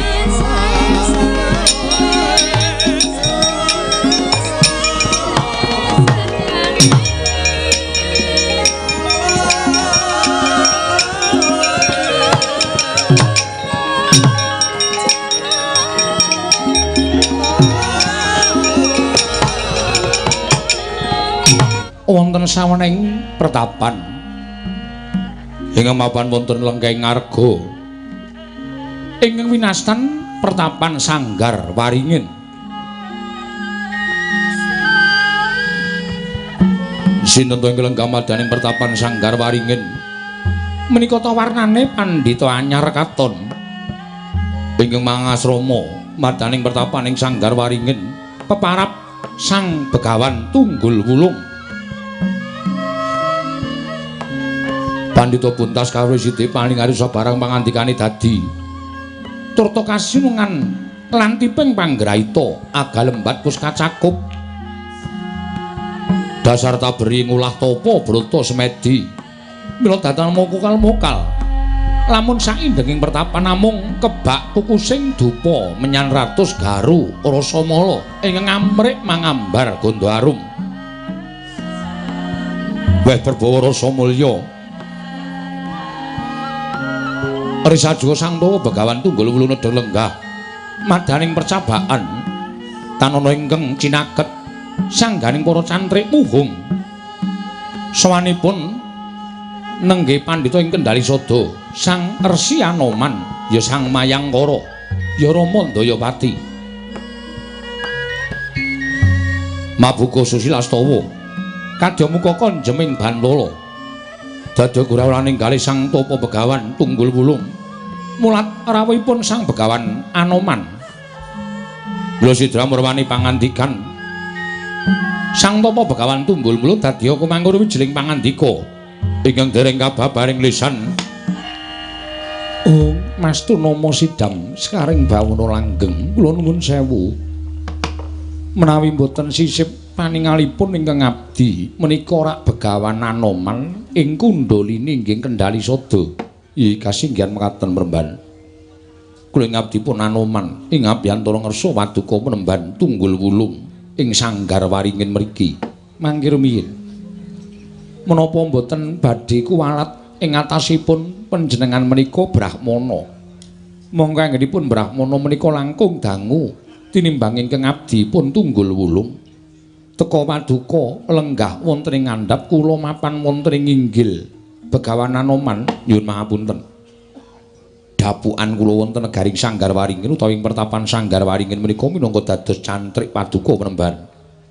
Mila sampun satrepipun menawi jengandika lenggah wonten ing inggil kula mapan wonten ing ngandhap nyuwun pangapunten. Panjenengan menika Brahmana, pandhita.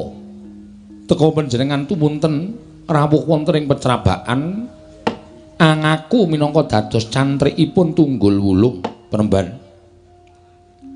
Riklenggan sak mangke sinten ingkang boten ngertos dhateng kumandhangipun Brahmana ing Sanggar Waringin.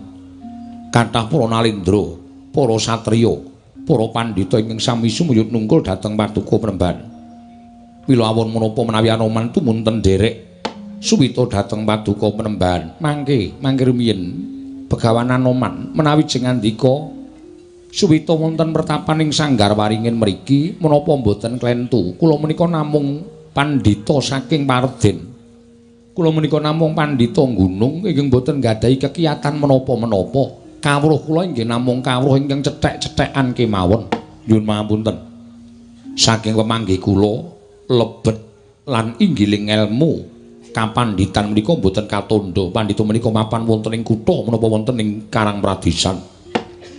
Nanging saking pamawasipun pun Anoman Paduka Penemban menika satunggiling Brahmana ingkang sampun buntas kawruhipun sithik paningalipun. Menawi mekaten Paduka tetep uga badhe manjing dados siswa kula. Menawi boten dipun keparengaken kula badhe mapan wonten ing mriki ngantos Paduka Penemban keparengan nampi kula dados siswa. Oh ladalah inggih. menawi panjenengan meksa kados mekaten kula mboten badhe damel cuaning penggaling Begawan Anoman. Namung menawi wonten menapa menapanipun wonten walatipun kula nyuwun pangapunten Resi Mayangkara mboten wonten jamak limrahipun ing atasipun paduka menika sampun dados guru kula. Teka paduka menika paring pangandikan kanthi basa tata krama kados mekaten Panembahan. Kula ajrih menawi kuwalat kula ingkang badhe nanggel dosanipun. Mengkono Anoman, nggih kasinggihan mekaten. Iya. Yen to pancen karepmu kaya mengkono, aku mung kari manut. Panembahan. Gandeng paduka sampun nampi kula menika dados siswa paduka Panembahan. Estunipun kula badhe nyuwun dawuh. Sira bakal matur apa Anoman? Kula menika sampun kewawoken nyawareng gelaring jagat. Kula menika sampun kewareken nyumurupi dhateng tingkah polaipun jalma menungsa ingkang persasat sampun sami wegah nampa wewarah nampik pitutur becik. Panembahan kula enggal kepengin sumurup dhateng kasuwargan kula lajeng menawi dipun parengaken Panembahan priksa kula aturi paring pitedah pejahipun Anoman tuwin anggen kula sowan dhateng ngersanipun Gusti menika wanci menapa pinten warsa malih anggen kula gumelar wonten ing jagat Madyapada mriki Panembahan. Ong mastu nama sidam sekaring bawana langgeng. Anoman wonten timbalan. Yen to kowe sira Anoman dangu utawa matur kang kaya mengkono, aku mbok dawuhi supaya atur wangsulan marang siswaku Senggana. Sing gedhe pangapuramu yen to aku ora bisa wangsulan. Liripun pados pundi dene paduka mboten saged paring pangandikan merga iki magepokan kelawan pati uriping menungsa. Merga pati uriping menungsa kuwi ora diasta dening sak pepadaning menungsa nanging diasta ana panguwasaning dat kang murweng dat panguwasaning Gusti Kang Mahanasa. Yen ana menungsa ingkang bisa nitik patine sak pepadane apa menungsa mau ponakane sing gawe urip apa menungsa mau isih kepernah prunane sing gawe jagat. Merga ngene Senggana pati uriping menungsa kuwi wis cinadhang marang kodrate dhewe-dhewe lan prestine dhewe-dhewe, dalane uga dhewe-dhewe. Ana ingkang mati merga disangkani saka wis keladuk yuswa, tegese wis tuwa. Ana ingkang mati merga disangkani saka kacilakan, ana ingkang mati merga disangkani saka peperangan. Kabeh mau wis tinulis dening panguwasaning dat kang murweng dat. Menawi ngaten kula nyuwun dawuh pejah kula benjang menika larah-larahipun kados pundi lan disangkani saking menapa aku ora iso ngandhakake kenging menapa paduka Panembahan paring dawuh ing mekaten aku wedi marang walating sing gawe jagat. Anoman mara gage rungokno sing jeneng wong lara wae mbudidaya supaya iso waras nganti digolekke tamba mrana-mrana supaya dawa umure. Nanging sabab apa kowe iki diparingi yuswa dawa? Lah kok kowe malah takon dina kapan patimu lan kowe kepengin nggege mangsa ngelak wanci supaya enggal tekaning pati. Kang mangkono kowe ora nyukuri marang panguwasaning Gusti, kowe ora nyukuri marang peparinging sing Mahanasa. Akeh wong sing kepengin duwe umur dawa nanging ora iso kelakon malah umure cendhak tumuli sowan ngersaning Gusti. Nanging sira diparingi umur dawa lah kok malah mutah kepengin ninggal tekaning pati. Yen ngono apa Anoman kuwi iso ngasorake purbaning Hyang Mahanasa ngono apa piye? Apa sira mbok anggep sira kuwi iso ngalahake kekuwataning sing gawe jagat? Mati kok digadang, mati kok dijongko kuwi cara ngendi? Inggih. Kanthi ucapmu kang kaya mengkono mau sayektine sira Anoman padha karo kepengin ngembari marang panguwasaning Gusti manuta marang luwih mbaking urip aja kongsi gresula sabab wong kang gresula kelawan uripe mau teges wong mau ora percaya marang panguwasaning Gusti nanging wong kang tansah nampa marang pacobaning urip wong kang tansah nampa karo uripe kanthi ikhlas tegese titah mau cinaket dening panguwasaning dat kang murweng dat Senggana. Waduh Panembahan ngaturaken genging panuwun ingkang tanpa pepindhan menawi ngaten lajeng parang paduka Panembahan dina samengko ayo ndak kanthi pun bapa kepengin duwe pengajap nglakoni tapa ngrame budal saka pertapan Sanggar Waringin yen perlu ngubengi jagat tetulung marang sak pepadaning titah ingkang butuhake mongko kabeh mau tak lakoni kanthi pamrih tanpa pamrih siji wae kanthi kaya mengkono bakal saya lulus kasutapaning Begawan Tunggul Wulung Pertapan Sanggar Waringin iki Senggana Pandhita kang kirare wangsit pindha kumbang ngangajaping lawang susah angin ngendi gone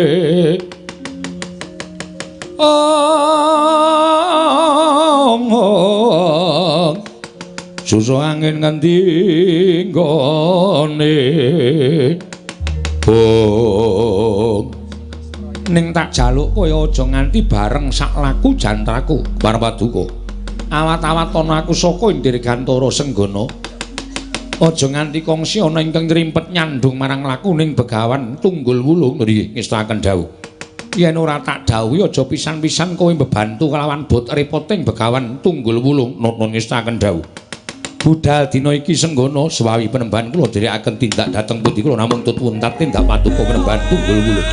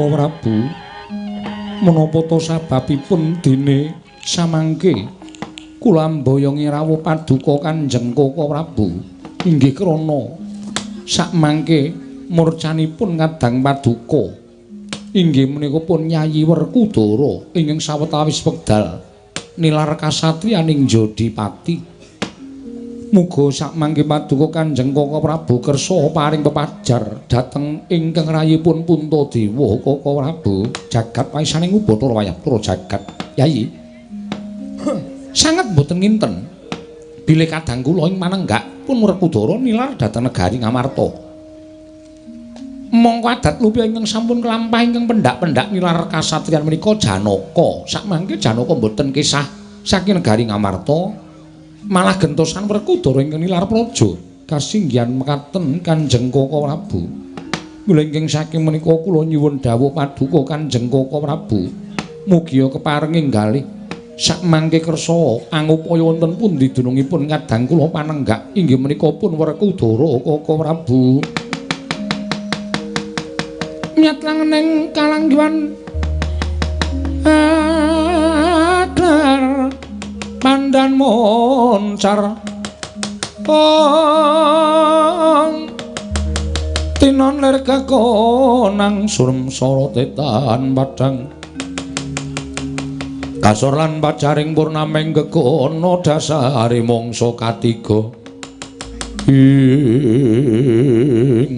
Yayi menawi menika dawuhipun Yayi Prabu Darma Kusuma kula mboten badhe selak jernyatanipun menika sampun dados kewajiban kula namung kepareng sakmangke kula nganti dhateng kadang kula pun Arjuna kula sumanggaken paduka Kanjeng Koko Prabu Ndorowati Janaka wonten dawuh nampa dawuh timbaling Kyai Prabu Darma Kusuma siadi nderek pun Kakang ngupaya Kakang Mas Panenggak ya pancen mengkono menawi kula mekaten monggo Koko Prabu kula dherekaken Kakang Semaraja Keri kula tak nganti anak-anak kula awiden kula dherekaken iya Kakang Nayantaka Kresna sinayang manggulung mingkanaken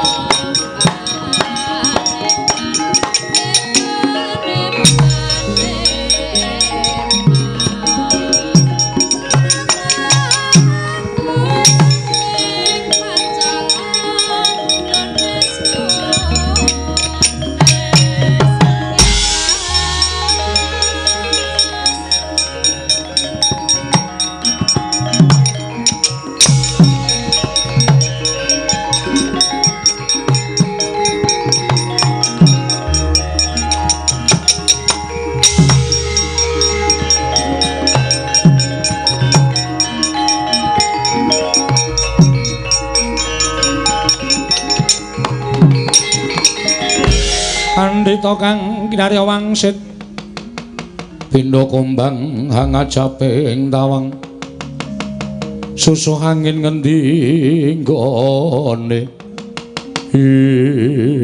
nuwun sewu menika wonten wujudipun Brahmana menawi dipun parengaken kula badhe nyuwun dawuh penemban panjenengan menika sinten dipun tepangaken sinuwun kula menika wingking saking pertapan Sanggar Waringin wonten ingkang sudi mestani dhateng kula pun Begawan Tunggul Wulung Begawan Tunggul Wulung kasinggihan mekaten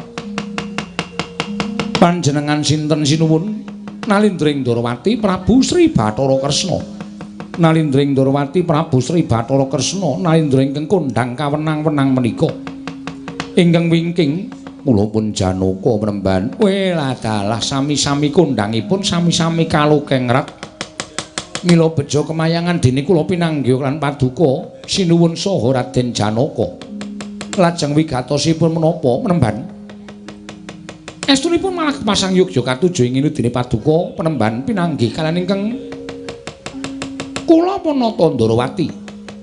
Kula manah badhe nyuwun senjata pitulung tumbak kenceng. Panjenengan nggadahi karepotan menapa sinuwun? Kula nggadahi karepotan inggih menika tinilar kadang kula Yayi Werkudara panenggak Pandhawa. Mila menawi paduka Penemban saged manggihaken wonten pundi lenggahipun Raden Werkudara inggih menika kadang kula taruna.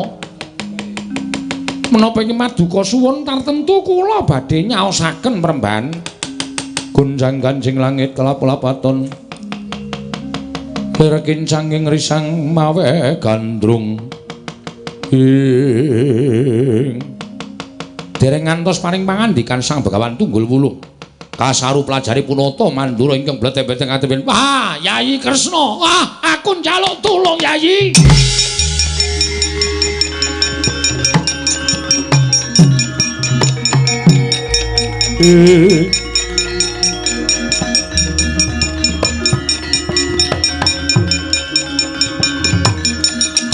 wah oh hatiku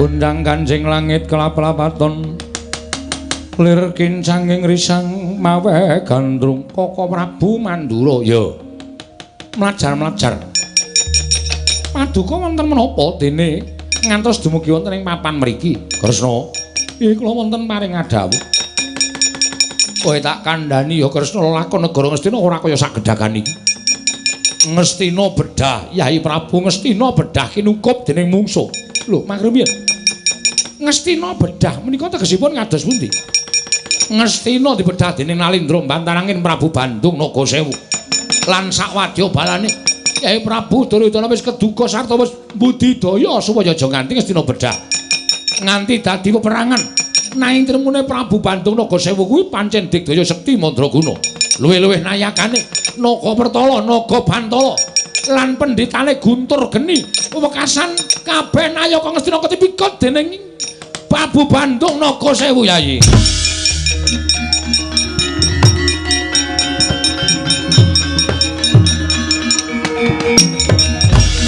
jagat wasisane Bathara wayah Bathara jagat mekaten kok Prabu ya mula aku njaluk tulung karo Siadi tulungono pun Kakang tulungono Yayi tulungono supaya iki aja nganti kedrarung-drarung kana negara Ngastina iki luwarana Yai Prabu Duryudana lan sak kadang-kadangane sing dikunjara karo Bandung Nagasewu Arjuna wonten dawuh Koko Prabu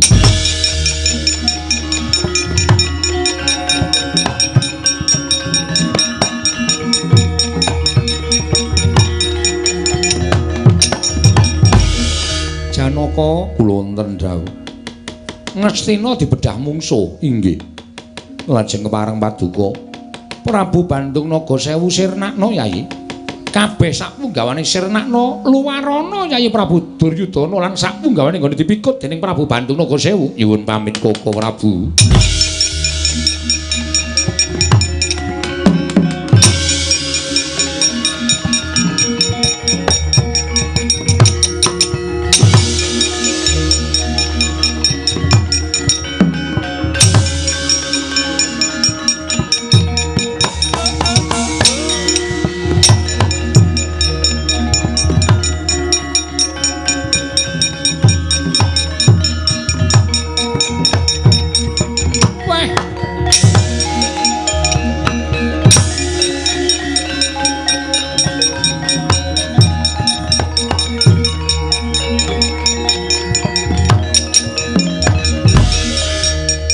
iki sapa? Pandhita ing Bantarangin pujangganing Prabu Bandung Nagasewu. Aku Begawan Guntur Geni. Kowe sapa, Raden? Raden Janaka. Panengahing Pandhawa. Ayo ora mbok balekake negara Ngastina.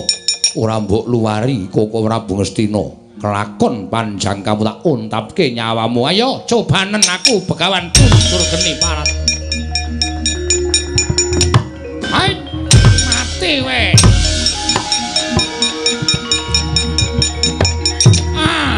Ayo on. Lakon mati dening aku.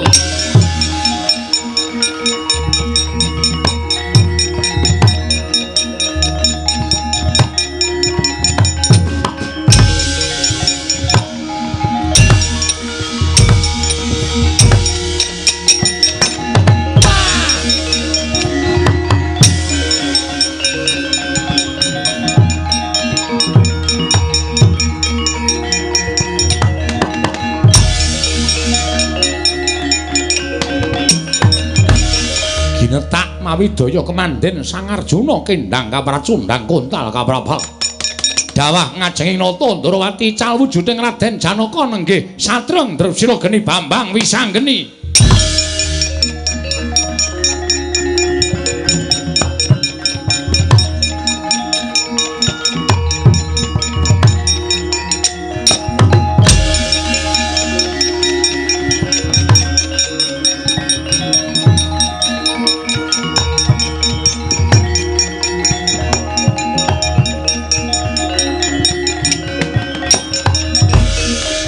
Kosek kumliyang ana ing Dirgantara sing kumliyang wujude Janaka lah kok bareng tiba ganti wujud Wisanggeni. Iya wa. Iki piye kok aneh temen lakone. Pancen niatku didhawuhi Kanjeng Rama. Lho, didhawuhi kon ngopo? Ya kon dadi Janaka. Lho. Kon dadi Janaka. Iya wa. Lah bapakmu aku dhewe ora ngerti. Weh lah dalah.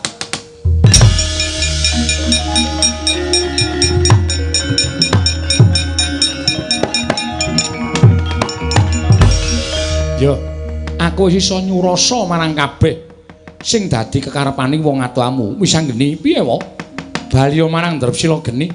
Kakang Semar, pripun Ngastina mesti ana sambung rapete karo bendaramu. Ah, dijujuk mriko mawon, Ndara.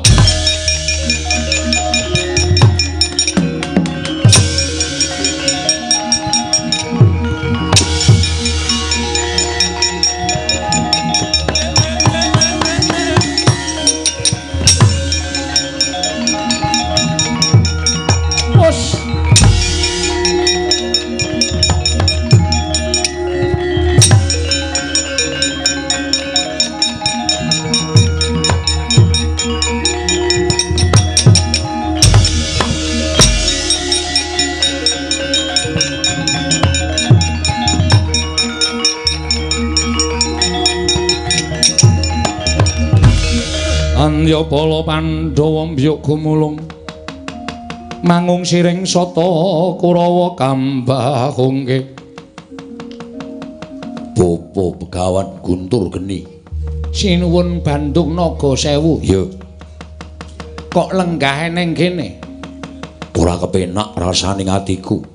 Dene sapungguring Begawan Guntur Geni pangrasaku kaya melang-melang ninggal jabang ning tepining Balumbang. Tumulih aku bakal nututi lawan tindahing Bapa Begawan Guntur Geni. Sinuwun. Ayo ndak nganti golek papan sing prayoga wae merga yen nganti iki mbacut tan wuru ngomong bakal kewirangan. Lire piye?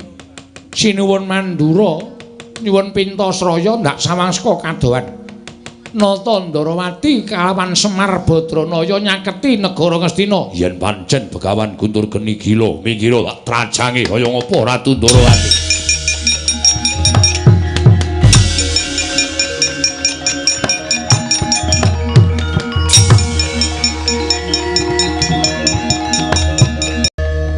Iki sapa? Takon karo aku Nalindring Bantarangin Prabu Bandung Nagasewu. Lah dalah Prabu Bandung Nagasewu Semar. Kula. Begawan tunggul kula meneh ndi? Lah niku napa? Daturi tindak meneh Semar. Nggih, ngestaken dawuh.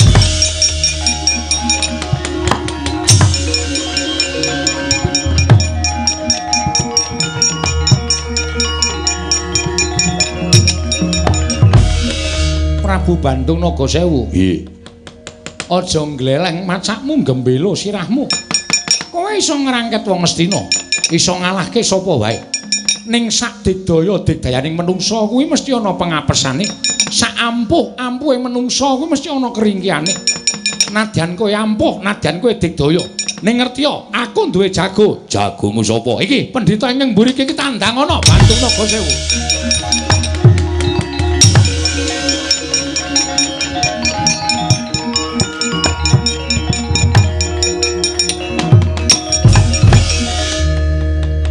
Pendhita sapa jenengmu? Resi Tunggul Wulung sinuwun. Panjenengan sapa? Prabu Bandung Nagasewu. Kowe dadi serayaning Ratu Ndarawati. Niatku mung kepengin tetulung marang sak pepadaning titah. Nglakoni tapa ngrame tetulung marang sak pepadaku mongko tanpa pamrih. Gandeng Nata Ndarawati njaluk tulung karo aku, wajibe ya tak tulungi.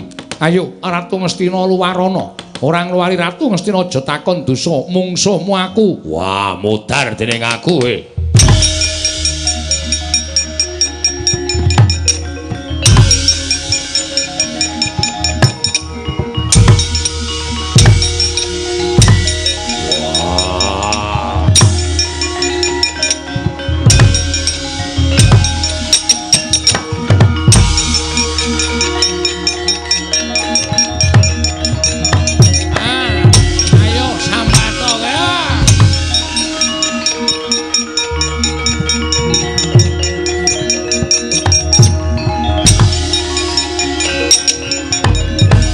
Rinuket dening Begawan Tunggul Wulung. Nalika semanten oyahan Ayuh Baskara titi mangsa, kaya wis telas tulise Prabu Bandung Nagasewu. Miwasang Begawan Tunggul Wulung. Kekalihipun bali asal mula bukane. Prabu Bandung Nagasewu babar Raden Werkudara. Resi Tunggul Wulung babar ingkang garwa tenggih Sang Dewi Nagakini.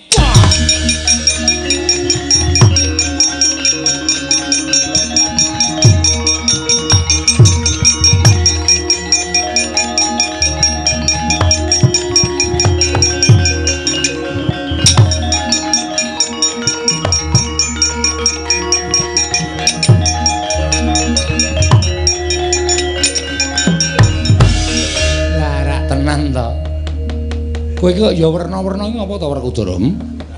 Kok dadak dadi ratu barang? Iki ora bojomu Nagagini iki ya dadak dadi pendhita barang iki ngopo? Sumados saged pinanggih kaliyan Kakang Mas Bratasena. Mengarda ketemu kok dadak do salin rupa. Mbaya ketemu wong kowe iki karo Werkudara wis dadi bojone wis resmi, mongko ya wis anak-anak. Lah kok dadak kowe malih pendhita barang iki ngopo?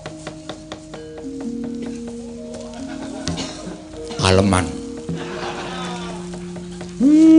Aneh-aneh. Bandung Nagasewu apa? Bandung Nagasewu niku raine buta kok bola-bali. Wah, konangan sampeyan. Semar kok tangkas. Nah, nggih. Wolah. Ya ngono ya. Arep yang-yangane kok dadak aneh-aneh ora. Ya golek nggon yo, cerewet. Wegah. Nggo ngrusuhi saka njaba. Jendilane didodak-dodok. Salahe suwi. Kok nunggu kok suwi. Werkudara, ya. Lah kok dadi kaya ngono? Wah, mbuh aku dhewe ora ngerti kok dadi ana lakon sing kaya ngene. Mung manut karo dawuhing Jawata sing dikudratake gawe lakoning menungsa. Lah terus bala-balamu piye? Mingira aku sing tanggung jawab.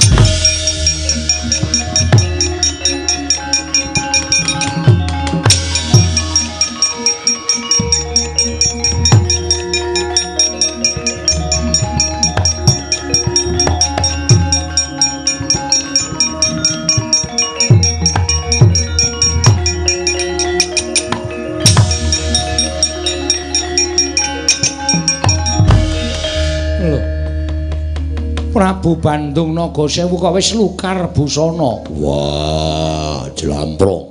Ora usah kaya wong edan. Bali kaya wingi uni. Sinten iki? Wah, Janaka. Wis bagus barang kok dadak rene dicloreh-cloreh kaya ngono ki napa? Karepe pripun? Iki sapa iki? Iki sapa? Ayo Bali.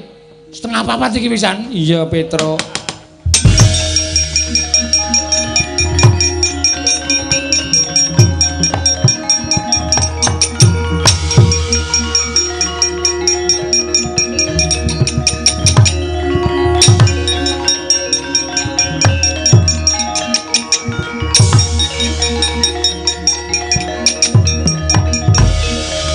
Kanjeng Rama, Antarja, Antasena. Wah, sing iso mbabarke lelakonku ibumu. Ibu sinten? Nagagini. Mbok menawi ibu kapang kalian Rama, wah cerewet. Ayo ndang salin bocah Jawagus.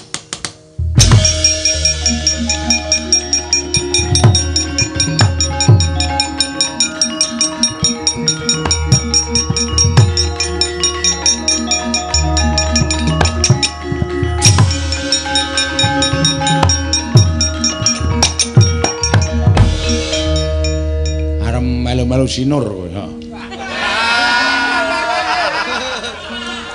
Ngopo to? Ngopo nganggo kathok gojak-gajak barang ngene Mas apa? Oh, aleman ora. Wis tuwa ora sesuk nandang sing aneh-aneh. Iki kathok ketat ora. Ora wangun. Sing aneh-aneh. Aduh, ngopo to? Lho ngandani karo Kang Putra kok ora. Anak Ndara Werkudara ngau kathok ketat barang ora. Ndelok mereke. Kene ming Foxy. Foxy iki merek sepatu. Kok ngerti? Ya, Satria kok tuku sepatu barang. Sapa itu? Wis kene wae rasa metu. Aku arep ndelok ora usah kowe ndelok iku ngarep nyuwe wektu malah dawa wektu ora rampung-rampung. Antarja, wonten timbalan. Antasena, piye, Pak? Ngaturke panuwun. Dene kowe wis mbantu karo bapakmu, ya. Padha-padha, Pak Balya, ning papanmu dhewe-dhewe le, cah bagus.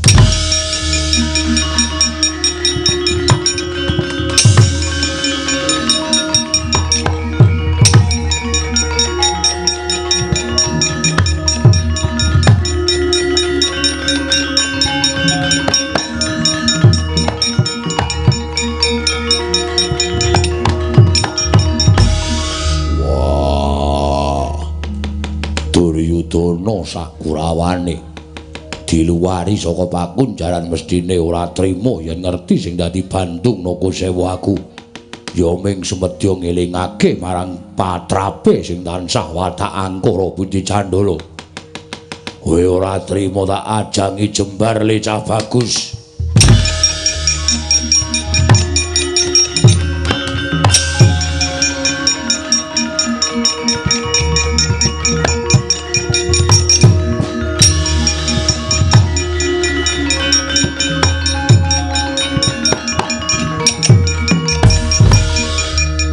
Jebul sing dadi Bandung Nagasewu dapurmu Werkudara. Dasar para nyata. Niatmu apa?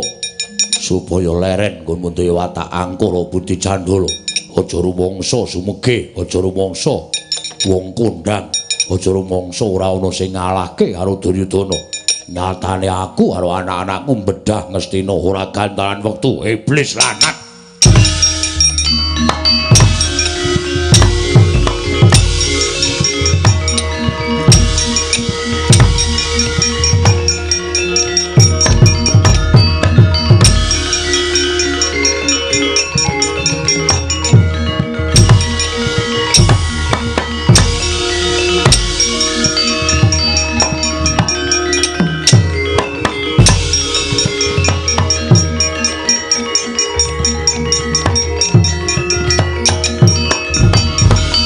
Arsa madangi jagat tumungu-mungu paneng sa pucak ing wukir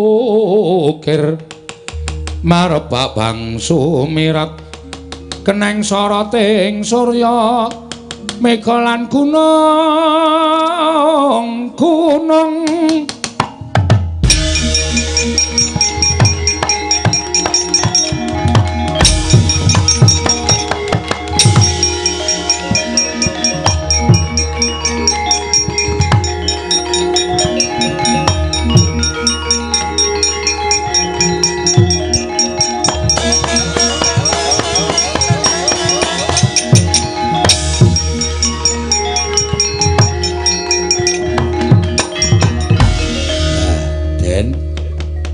saben lakon iku pancen pun dikodratke sampeyan ya ora iso ngerti kok iso kaya ngono kedadeane ya Semar mung dadi pancatan kemawon sarta dados pengimut-imut napa sing didapukke sing gawe jagat niku arep ditaming saderma nglakoni ya gandeng sampun paripurna ndara wilujeng liring sambika wiwit purwa madya lan wusananipun sampun paripurna sak pengker kula mugi-mugi papan mriki tansah pinayungana ing katentreman karahayon karukunan kawilujengan lan nampa barokah ingkang tumpuk matikel-tikel ya Semar Badranaya semanten ugi kula nyuwun donga pangestripun tansah langgeng anggenipun ngupakara dhateng budaya lan mekaraken dhateng budaya menika ndara ya purnaning gati sura sudra janing kang ratsuh brasta kaping 12 Darmastuti rahing samya makarya rahing samya pinanggih den